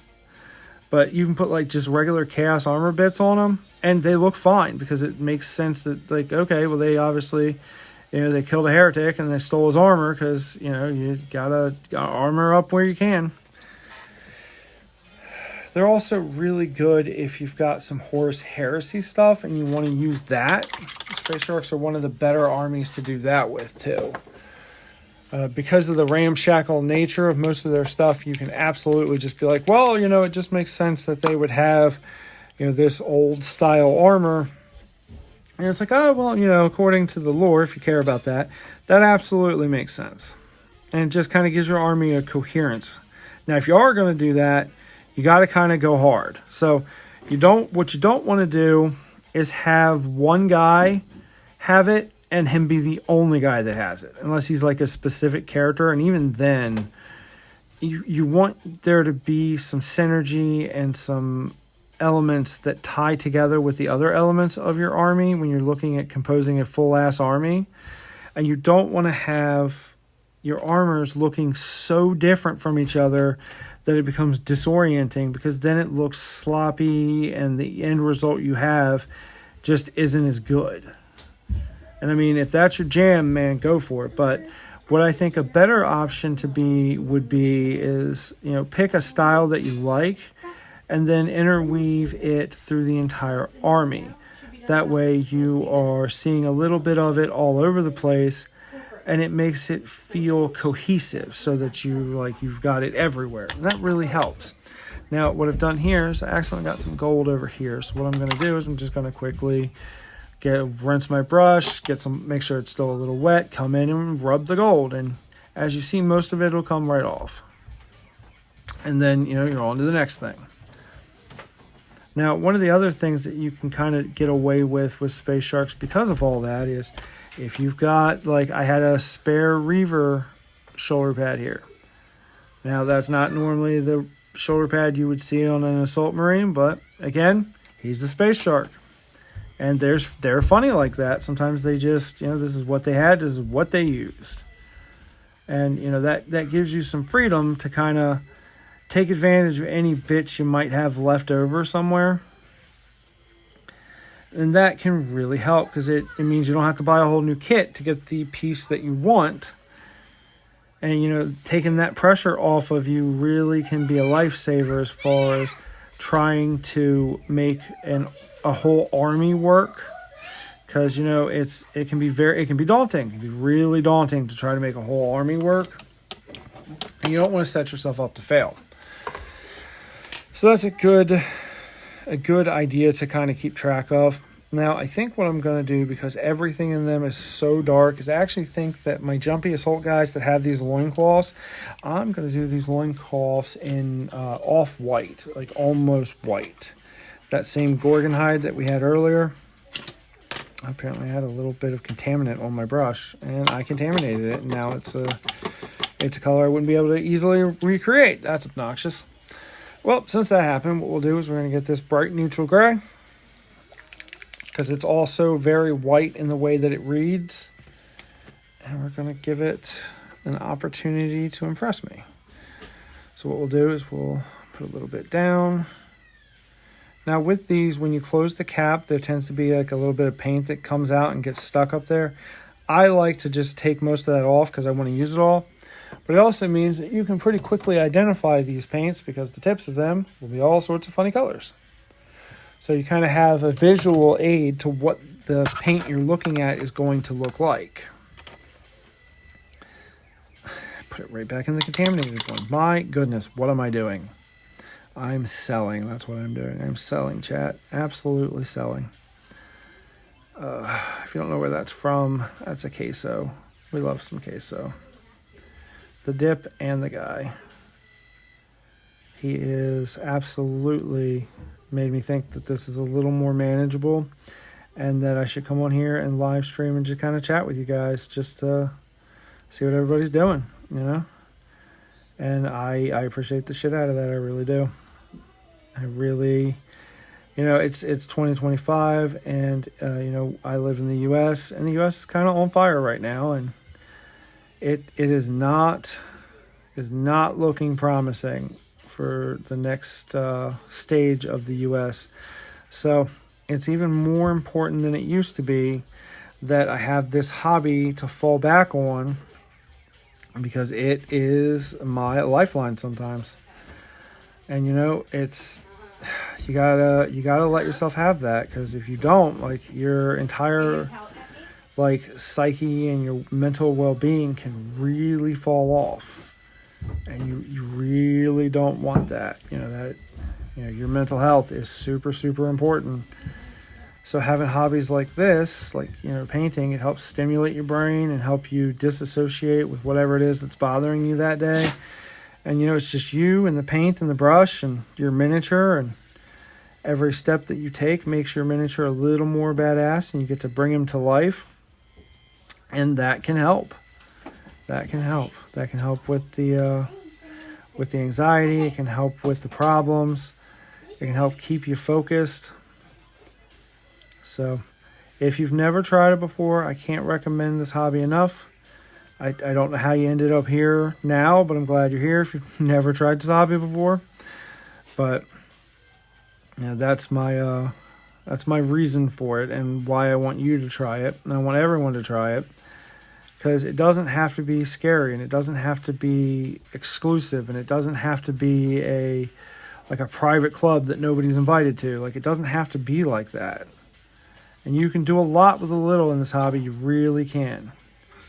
You don't have to buy fancy, super expensive brushes to be able to make, beautiful miniatures. You don't need thousands of dollars of equipment and, high-end miniatures. You can absolutely make all these things work.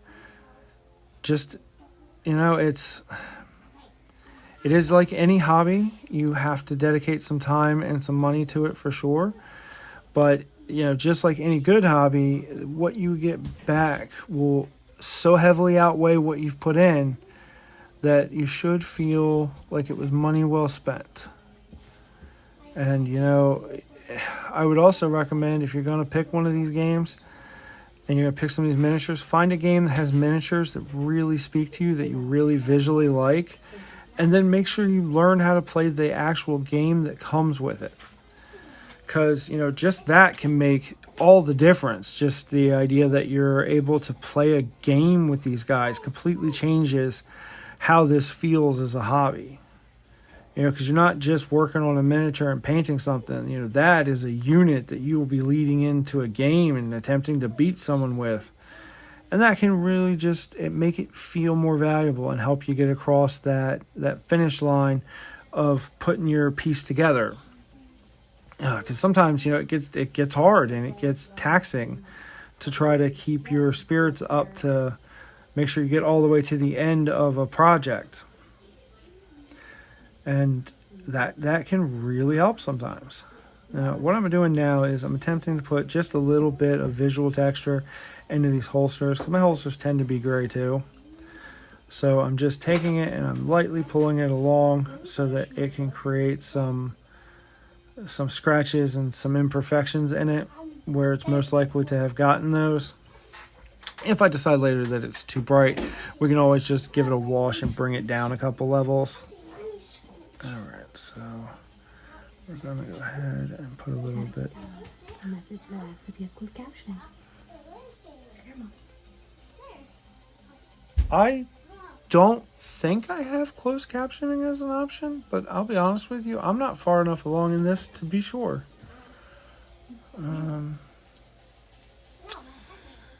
I don't think anything that I have currently paid for can put closed captions on this, although I do believe that YouTube itself has an option for captions. Alright, so it doesn't look like that's available because this is a live stream. So I can definitely see what I can do about looking into that in the future if that becomes something that people have an interest in. But at least as of right now, I don't believe I have a way to do that, which is interesting. I actually, the long form videos that I do, I was trying to find a way to get captions on them. And TikTok has a really good caption system that you can use without having to pay them extra. But it flipped my video weird and made it almost impossible for me to salvage the video after it put the edits in it. So I still don't have a great answer for captioning. Hopefully, if this ever becomes something more than a side thing I do, I will find someone to do edits, and I'll have them put captions in it for me so that everybody can see and hear it equally. But until then, I have to do what I can afford, which is not much. So hopefully for the future, I guess is my point. Hopefully for the future. So because I did this pauldron in black, I want to go ahead and give it some of that island iconography and that tribal style from them. So let's do this in as a curve. Okay, so that's a good solid start. And what we'll do is we'll put some dots underneath it. So dot, dot, dot. And then we're going to put some dots following the curve here. So dot, dot, dot, dot, and dot. And now we're going to make another curved line that will hopefully be very similar to the first, right over the top. So we have one on the top and one on the bottom. Now you can always go back with your black and tidy up, which is super, super important for this, especially if you're going to try and do this tribal crap. You want to be able to, for your own mental sanity, remind yourself that you can go back with the black and touch it up, because it'll take a lot of the pressure off of you when you're trying to do this, because it's so easy to have something go wrong, and it's devastating if it goes wrong late into the project. Like, so if you've made this awesome design and then suddenly it's completely ruined, it can be devastating and be really easy to get yourself worked up. So it's important to remember that it's paint, and you can go back in with your black paint and you can strengthen the black or tidy up the white just like you would any other paint. So I have a little bit left on my brush. I'm going to try and get this, his little cloak here, a little whiter. All right, beautiful, beautiful, beautiful. And in fact, I'll show you that right now. So what I'm going to do is I'm going to switch to my tiny brush that's for when I have to do real tiny stuff. We're going to go up here and get our German gray again. And now we're going to go in here and just kind of tidy some of these lines up. So for my tribal stuff, I like them to be really straight and even whenever I can, or as much as I can. So what I'll do is I'll go in and try to get some of these lines that look like almost sketches, and I'll try to just even them out and straighten them up a little bit. So I also don't want my lines too thick. And of course, this is just my preference. You absolutely can do, whatever your preference is for these kind of lines. There's thankfully tons and tons and tons of options. You don't have to follow any particular style for it. If you're not sure what the designs can look like, because of course you can just do whatever you want. It's your model, do whatever you want. But if you want to try and do something that looks kind of in line with what you normally see with space sharks, if you Google South Island tribal patterns, you will absolutely find some amazing tattoos and art that you can almost copy one for one when you're looking to make these bits of art on your Marines, to show that one of the cool things about space sharks is they're very, very individual. So the armor of each space shark represents that space shark, so they all have different iconery and they have different patterns that mean something to that particular Marine based on how they got to where they are. And what that means for you in practice is you can pretty easily just kind of do whatever you want and it all works, and none of it ever looks sorely out of place, because you are they are all incredibly individualistic. All right, so what I want to do now is we're going to do a little bit of shading, because I want to ready some of these spots up for the final touches. Now, we did his face in this off-white, but we still want to shade it because it's going to help bring some of those details out. Let's see, go around. Very good. Now, you could absolutely leave the eyes like this, and I have. But what I usually like to do with these eyes is try to get them red, just because the red is so strikingly contrasted with the white and the dark of the top of his helmet that it really gives him a very powerful and intimidating look. And, as an angel of death, I'm a big fan of, giving him as much of an intimidating look as I can. So we'll see what we can do. Here and here, here and here. Now, when it comes to the cloth is going to be a problem, because white cloth is always a problem. you expect it to be a problem when you do it. And it's never going to disappoint you because it's always going to be a problem. So what I have found the easiest thing to do is put some water down on it after you've done a wash. So what happened here is the little bit of wash that was still on my brush, when I put it in the water and then pulled it right out, became a very thin, very diluted wash. And what I'm going to need to do now is find the angle where the wash sits where I need it to. Let's see if we have enough to get the other pieces too. I'd really like that. So touch of wash, touch of paint. There we go, that's better. All right, and again, we're gonna kind of keep an eye on this because as it dries, if it pools out of control, it's gonna be really ugly and patchy, and we don't want that. You know, the sculptor was talented enough to make the knee and the kneecap here visible, even though you're looking at his cloth here. It makes it look like his cloth is actually there and it actually has weight to it. So, you know, you really, when you can, this is the way to do it. Let's see. So we'll go ahead and do this cloth too.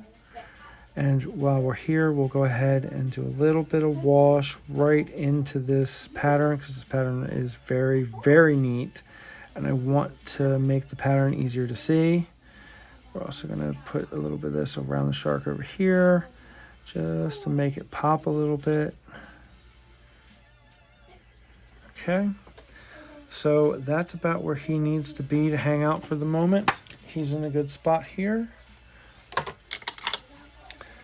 All right, so since it was a little hard for somebody to see, I'm going to try the ultra zoom is what I believe this is called. This is using a different part of my camera. And we'll see if this makes it any easier for anybody to see. Now, because we had such a thin wash, it's actually already dry on his face, so we can go in and try to do his eyes. And what we'll have to do on my end is try to make sure that where I'm doing this, you can see and I can see, because you need to be able to see it and I need to be able to see it or I won't be able to do it. All right, and just pull it across gently. Beautiful. I flip him. We're going to pull it across gently. Try to get that shape. Beautiful. So his eyes look a little off. This one is clearly bigger than this one, but that's all right because we're going to go in with some ink a little bit later, and when we put the ink in there, it will black out where some of that red is setting and give him a really sharp red look. So we're not going to worry about that right now. And the next thing that I want to do with this is I'm going to take some pure wash, so undiluted wash, and I'm going to artificially create shadows where there are none. I'm just trying to get myself lined up where you guys can see what I'm doing. So what I'm going to do is I'm going to put this heavier wash where my cloth connects to my armor, and that will help sell the illusion of the shadow between the armor and the cloth. I'm just going to use this to darken down some of my armor that's in the more recessed and shadowed places. Just make it a little darker where I don't expect that light would have touched. All right. And you may have to do this more than once. Try not to overwhelm your brush with wash because it's easy to use too much and really have it create a problem. And you don't want that. You want a nice thin transition from, you know, one base color to another. All right, do a little bit of wash on his pouch here. Help bring that white down some. Do the same in here, just kind of bring some of those colors down some. Let's see, since this is the bottom of his arm, I'm just going to do his whole arm. Some of that white got there, but that wash should help blend that white away a little bit. Since this is the underside of this arm, we're going to wash it too. And what I'm kind of doing at this point is I'm just looking for the areas that would not realistically have gotten much light. And I'm just going to apply a little bit more wash to them. It's super, super simple because it doesn't really take much effort at all, if I'm being honest. The only thing you got to kind of be mindful of is where's the light. And if you by default assume that the light is directly overhead, like this, then as you go over the model, you just, anything that's not in that arc of light, it gets a little more wash. And, that will absolutely square you away. And because we didn't use black anywhere, all of this gray can be washed and be given more depth because of it. Which is why I want you to avoid using black, because had I used black, there would be nothing else I could do to it. It would be as dark as it can possibly be. All right. So we're going to swap out. We'll bring up the ink. And we're going to I'm going to show you his face. Now, the reality is that this is one of those things that sometimes it just doesn't work, and you have to kind of reset it and do it again. There's not a lot of things you can do to guarantee that this is going to work. You just kind of have to practice it. So a little bit of water, a little bit of ink. Take a lot of it off so I only have a little bit. And we're just going to kind of make sure you guys can actually see this before I do it. All right. We're going to trace around the red. I want where the red meets the helmet on top, and I want where the red meets the white on the bottom. Get a little more ink, get some of it off so I'm not using too much at once. And again, we want it to go across the top of the helmet, and we want it to go down into the eye well and back. And what that should do is give us a nice, strong ink line between his face grill in the front of his helmet and the top of his helmet. Now, if you're looking at him, you can see that he's got that menacing red eye, but it doesn't look like either of the eyes are out of the area they should be, and they're dark enough that they look like they should be there. Now, because we didn't use black, again, and this is why we don't use black, we can now take the ink and we can line some of these panels. Now, you don't want to line all of them, because if you line all of them, then there's no distinction. That doesn't look interesting now because they're all lined. But what you do is you just kind of go through and you pick some of the more interesting lines, some of the more interesting places that the armor panel splits. Make sure it's in the places that have that extra bit of light so that the effort you put in will get you a result that was worth the effort. And you can just kind of pull the ink into these little slits and grooves. There we go. Use your finger and just wipe some of the excess away. Put some underneath this cloth so that it looks like the cloth has cast a shadow. All right. I'm going to run a line between the hand and the gun and down where the fingers are. We'll do just a nice thin line here underneath the metal where the cloth is. All right. And again, so what you're going to see start to happen is you are creating shadows and you're creating distinctions between the different parts. And what that does is it makes it so when your viewers see it, whoever it is that's looking at what you've done, their eyes will automatically go where you want them to go, to the more interesting bits of your armor.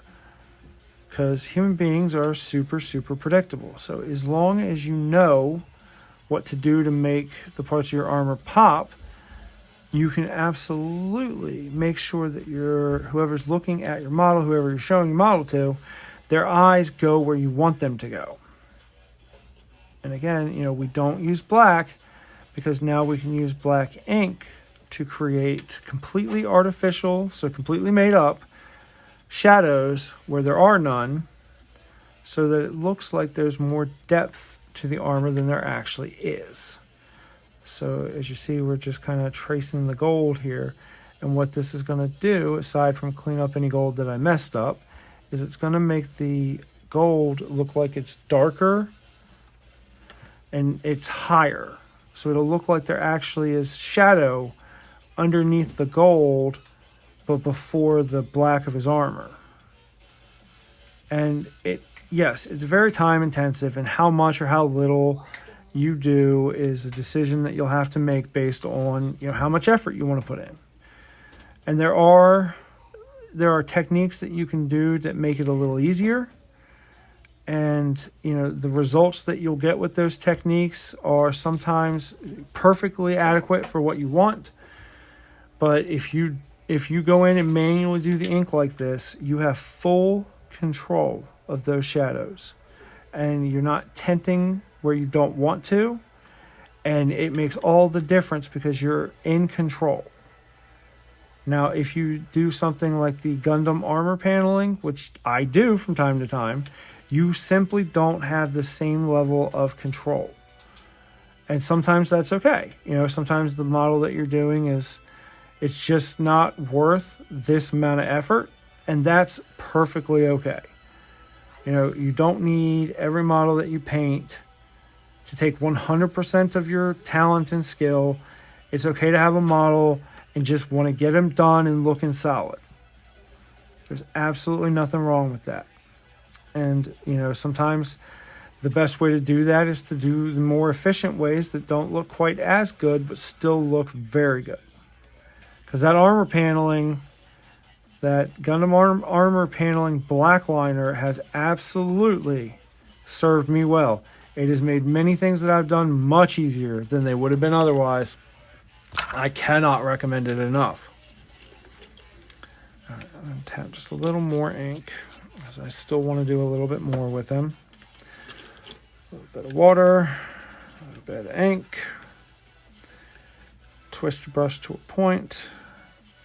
What was I doing? I was working on his leg. Alright, so I want there to be some distinction there. Some distinction on his pouch. Where his pouch meets that. Where his kneecap is. Up here, I want there to be a nice, thick, easily identified line where his belt is shadowing into his cloth.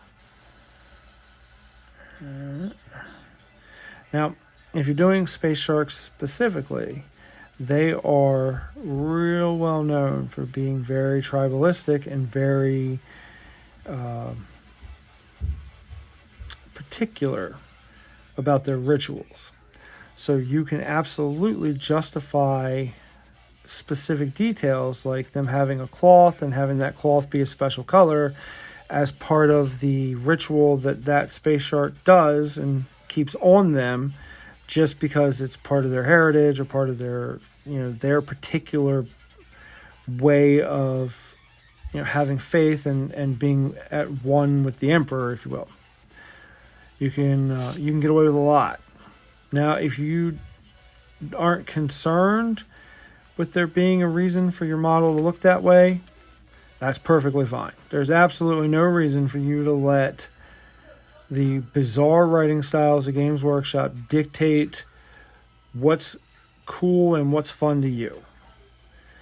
But if you want your army to have, some lore that matches the universe that they're from, a lot of the chapters of Space Marines specifically, because Space Marines are weirdly monk-like, they have lots of weird little rituals that they do that do not make any sense functionally, but give you a lot of opportunity to do something interesting with your model and have it have a justification, especially because sometimes people who know the lore will look at your model and understand what you've done without you having to explain it. And that's a pretty wild moment, if I'm being honest. When somebody just looks at it and is like, oh, okay, you have this and it represents that, without you having to explain it. So, that's a pretty cool experience too, if you want to go that route. All right, so we're going to ink in some of this casing to his bolt rifle, or his bolt pistol. This ridiculously big bolt pistol. And one of the things I like about Space Marines is these deep lines are perfect for inking, because you will get a really strong visual difference between the two panels of the armor or weapon or whatever it is that you're doing this with. And it really creates a lot of visual interest with very little actual effort. And, you know, you're going to have to put a lot of effort into a lot of this. So anywhere that you can avoid putting effort in is absolutely worth doing, because it is easy to burn yourself out with the details on some of these things. And, you know, and if you train yourself and you practice, you can get yourself into the mindset of, I am painting this because this is my project and I'm going to do my best, or I'm going to do good on it. And then just spend the time that it takes. It doesn't matter how long it takes, just let yourself spend the time. But especially if you're trying to play a game with it, that can be a little more challenging to do, because, you know, there's people are waiting for you, or you're trying to get a game started or whatever. Let's see, I don't think I'm going to do a lot more lining. I think we're just about where I can be pretty happy with it. This will absolutely be a fantastic entry into my beloved space sharks. All right, so the last thing we have to do is we got to fix his face, because his face is simply not good enough for him to be in the squads that I run. Now, Gorgon hide is my white. Now, that really light gray did really well, and I'm super happy with it. But because it's not my white, there's stuff that it simply isn't doing well enough for me to be happy about.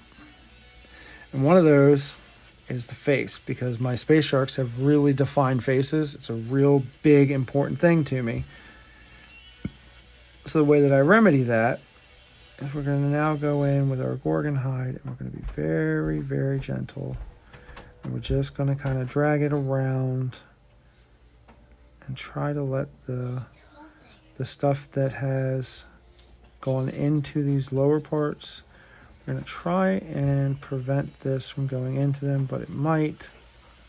And if it does, then oh well. What's really important visually for me is this side and cheek, if you will. Because what it does is it has almost a human skull look to it. So I want to make sure that that's all very bright white and very visible, because it kind of defines the look that my sharks have when they have white on their face. Because they don't all have white on their face, but most of them have at least some kind of white on their face, either as a marking or as part of their mask, or, you know, whatever. And sometimes you got to do a couple extra layers, and that just kind of comes with the territory. You'll get used to it. So just do the extra layers. You know, it's worth it. Now, because some of this paint's gotten into these spaces, it's better if I just do all of them, and then I'll darken the grill at a later point. Now, the space shark symbol itself is always that bright white for my boys. So we're going to whiten this up because we want it to be brighter. Now, because we've been using that ultra bright gray, all of this should go to white very simply. What we can also do now is we're going to go in and we're going to create a little bit of highlight on this cloth. And we're going to focus mostly on these big ridges where the fabric is meeting. And we're going to try and show that this fabric is following the curvature of his knee. And as we get lower, especially lower and darker, we're going to turn the brush to its side and let the edge kind of guide us. Let's see. So since this little like flap here would be much higher because it's sitting on part of his kneecap, we're going to go ahead and do a little bit more than just the ridge of this. And now how much or how little of this you do is completely up to you. You can leave it with the gray. You can paint all of it white. You can pick some of it white. It's very personal preference.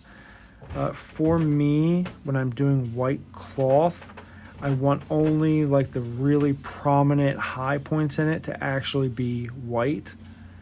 And even now I'm not using a real white, I'm using a deeply off blue white. And that's intentional because I know that realistically in the world as how our vision works, true white just doesn't happen very often. And what's going to happen, because I am sparing with this, is it's going to make the cloth look more genuine, and it's also going to make it read more white, because the shadows make the white look like it's real. And as the white dries and its color intensity goes down a little bit, it's going to almost blend into the other color there, which is, again, kind of what we're hoping for here. Now, this pattern is kind of a nightmare, and I wish I had approached this a little differently. I didn't realize how much of a problem this pattern was going to be, but we'll make it work. We'll do our best, we'll make it work. Now, I also tend to do their tribal markings with this same white, but what I'm going to do this time instead is we're just going to do some of the more prominent parts of it with the pure white, and that's going to let the gray take some of the burden off of me. And it's going to create some variance in the intensity of the white of his tribal markings, which just goes to make him look a little more real. So I'm going to do this, I'm doing a little bit right here. And again, you pick when you stop. When you're happy with it, you stop. See, I absolutely ruined that, so I may have to come back at some point in the future and deal with that. And I may just let it ride because I'm pretty far into this guy at this point, and I don't know that I'm going to go back and fix that. So something's weird with this, and I can't quite put my finger on it. All right, so what I'm going to do to figure out what's being weird about this is I'm going to get my ink, and I'm going to redo the line between his faceplate and the top of his helmet, because I have a suspicion that that's where the problem is. So we're going to just, okay. So what this tells me, and this is why it's important to do stuff like this, here we go, is that the problem, there's two problem areas here. There's a little bit of underneath the mask where these like tubes tie in, and because they are so close to the proper white, it's making the face outline for this look weird, because it's trying to have the tubes in it now, and the tubes shouldn't be in it. All right, and then we're gonna go here and we're just gonna tap his grill, and try to. There we go. That's better. Whenever you can, try to make sure you're pulling your brush toward you and down, because it'll just make you more accurate. All right. Now stepping back and look. Yeah, that's way better.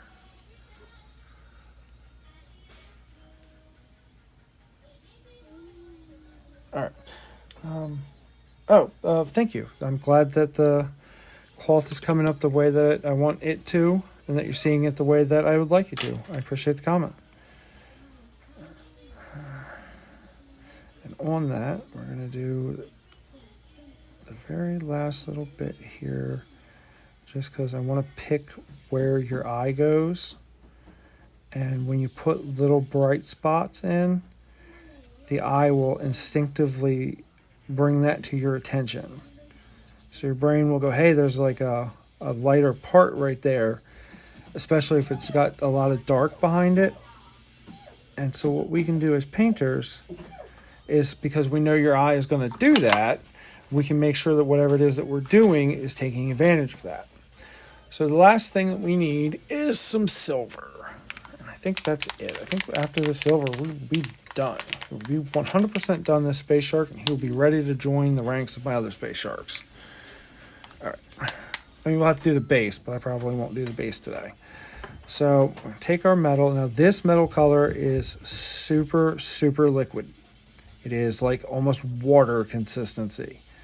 So it's important you know that before you start messing with it, because it's going to change how it reacts to what you're doing.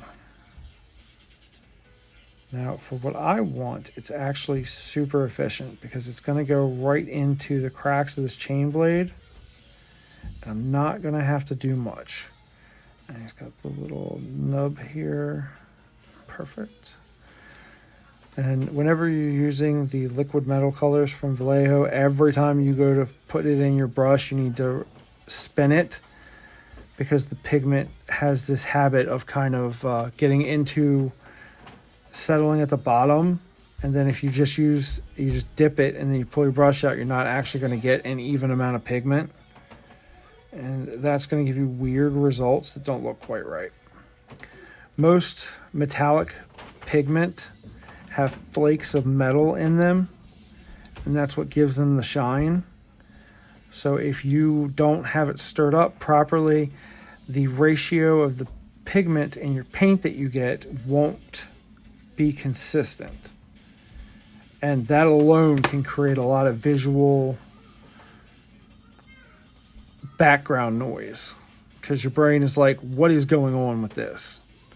So even if you're not consciously aware of why you think it looks weird, your brain is like, it looks weird. We need to, negative. So that's not what you want. So what we do to avoid that is we just make sure that the pigment is nice and consistent with a quick little spinny spin. All right.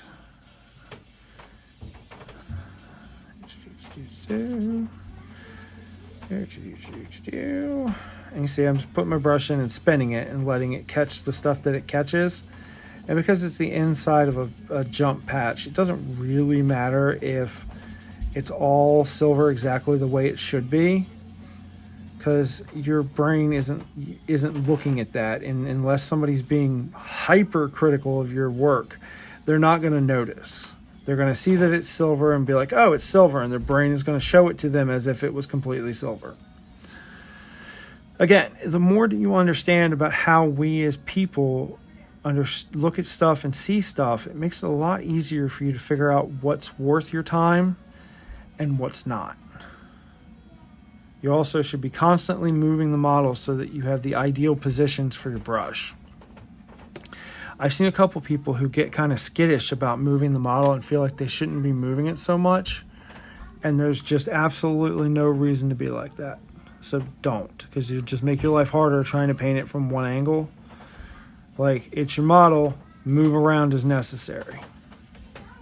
Now, when you're doing studs like this, because studs can be a real pain in the ass too, just put your tip on it and spin it around and push it down a little bit. And if you get some silver around the stud, and you probably will, don't worry about it. Because what's going to happen is you're going to take a wash at some point, just a black wash, any black wash you want, and you're going to tint each of those studs down by running the black wash over it. And while it tints the silver down a little bit, the other thing it's going to do is hide the silver and darken the silver of where it went where you didn't want it to. A lot of this is technique, and you'll hear me preaching that to the end of my days. And part of the technique is understanding how to best use your time and your effort. Because we all have a limit. We all have a limit of how much of this we can do in one sitting, in one day, in 1 month. And you want to make sure that you're getting the most out of the least. You want to make sure you're getting the most results out of the least amount of effort, because then it becomes intensely satisfying, and that's going to make you want to do more. And the more that you are successful, the more you see fully painted things that you've done, not only the more that you'll enjoy the hobby, but the easier the hobby will be for you to come back to, and the more you'll want to do it. So then you'll find the effort to push yourself further and do more. That's why it's so important that you finish your project. You have to finish it. Even if it's gone completely off the rails and it looks like shit and you don't ever want anyone to see it, you have to finish it. Because once you finish it, it's done. And then even if it is bad, and usually it's not as bad as we think it is, but even if it is bad, and it is as bad as you think it is, it really doesn't matter. Because it's done. It's done. It's dusted. You're on to the next one. And that really helps. Now, for these studs, I'm going to use a slightly different wash. So this is the Army Painter Dark Tone. It's a black wash by Army Painter, but what makes it interesting is whatever it is that Army Painter does to their washes, it makes them have the consistency of almost a gel. And while you might think that doesn't sound like it would be a good thing, it really is. Because what it means is that you can kind of... So normally a wash is very, very liquidy. It's very watery. So when you put it on, it does the water thing. It just kind of goes wherever. These washes tend to stay where you put them. So you can kind of dictate where they're going to go a little better. Now, sometimes it's a detriment because you need it to kind of go into the cracks and crevices, and this wash isn't as good at that. But most of the time, it's a benefit. And it just depends. So if you're in a position where you want the wash to kind of hang out where you put it, the more viscously thick gel wash is probably a better choice. If you're at a point where you have like a lot of little details that you're trying to be easy to see, then usually the less viscosity in the more watery wash is going to do that better. So it's just learning when to use which product to get the most out of it.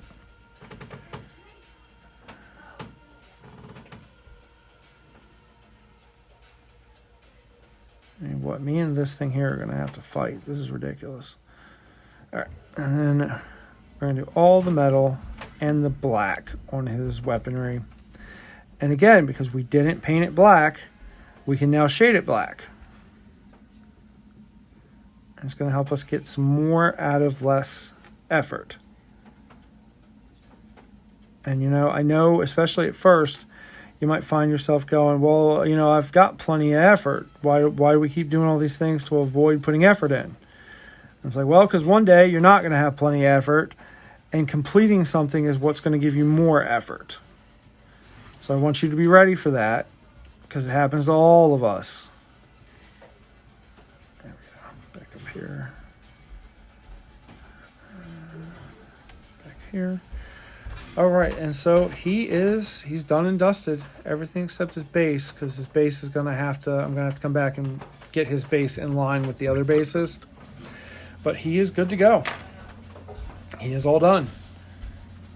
There are a couple other things we could do. You could take a shade, like a flesh shade, and put it into his gold to make the gold have a little bit of shadow. But honestly, I don't think he needs it. And if we take him and we hold him next to his brother here, he's a little darker right now because he's wet and some of the stuff is still drying. But they're very, very similar, and it looks like they belong to the same group. They have a lot of the same markings. They're visually similar. So it makes it so that they look like they're in the same group, and you have effectively created a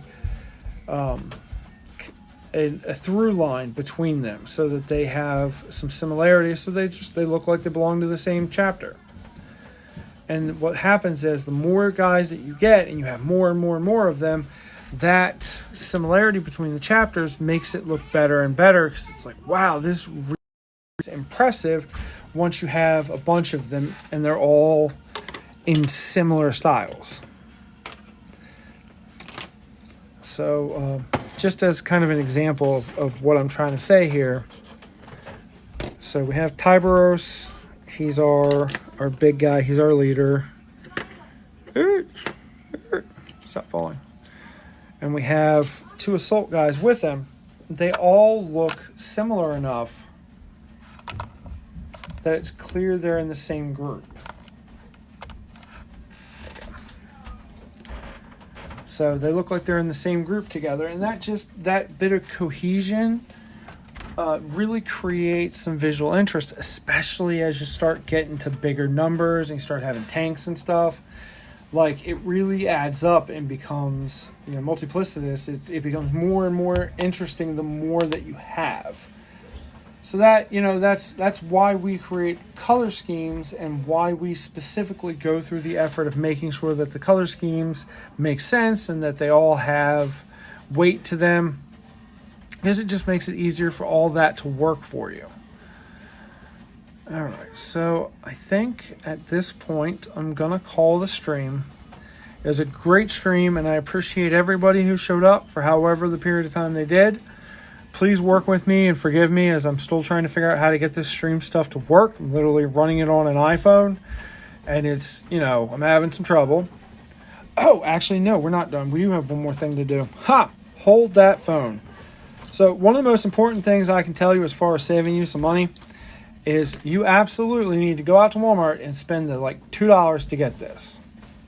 This is Apple Barrel Matte Black. You can get matte black, you can get gloss black. It really doesn't matter. Now, why do you want this? You want this because it's a nice, thick paint that is dirt cheap, that you do not have to care about. And what you're going to do with it is you're going to use it just to paint the rims. Because it makes such a difference when these rims are painted to how these models look. But it is not worth using your expensive, fancy hobby paint to do this. It's just not. And this works just fine, because when you put it on thick, it covers well. And ironically, even if it's thick and got a little bit of texture to it, because it's a matte black and it's a rim, you'll never notice. But it will make your models look uniformed. It'll make your models look professional. It helps to frame your model a little bit so that your model is sitting on this black rim, and it makes it visually so that your model has almost like a frame around it, and it makes the model's features on the base and the model itself so much more like poppy, so much more vivid. Now, you can paint your base rims any color you want, but especially at first, I would recommend that you just do them all in black. Just do them in black and be done with them, and it makes them better. Now, for these guys, because they're in a game, I actually have a different way of doing their bases, because it's relevant to how the game plays and how we can visually see the difference in what it is we're looking at. So I can't really show you on them what the difference is, but I'm telling you, it's worth doing. It really is. It should be the very last thing you do, unless you're going to spray varnish on them to seal the paint. So don't skip it. All right, now with that, we are actually done. Thank you again for everyone who showed up. Thank you for everyone who came to the first stream, and then after I had to close it, came to the second stream. I love you all. Have a great day, and make sure that you slay that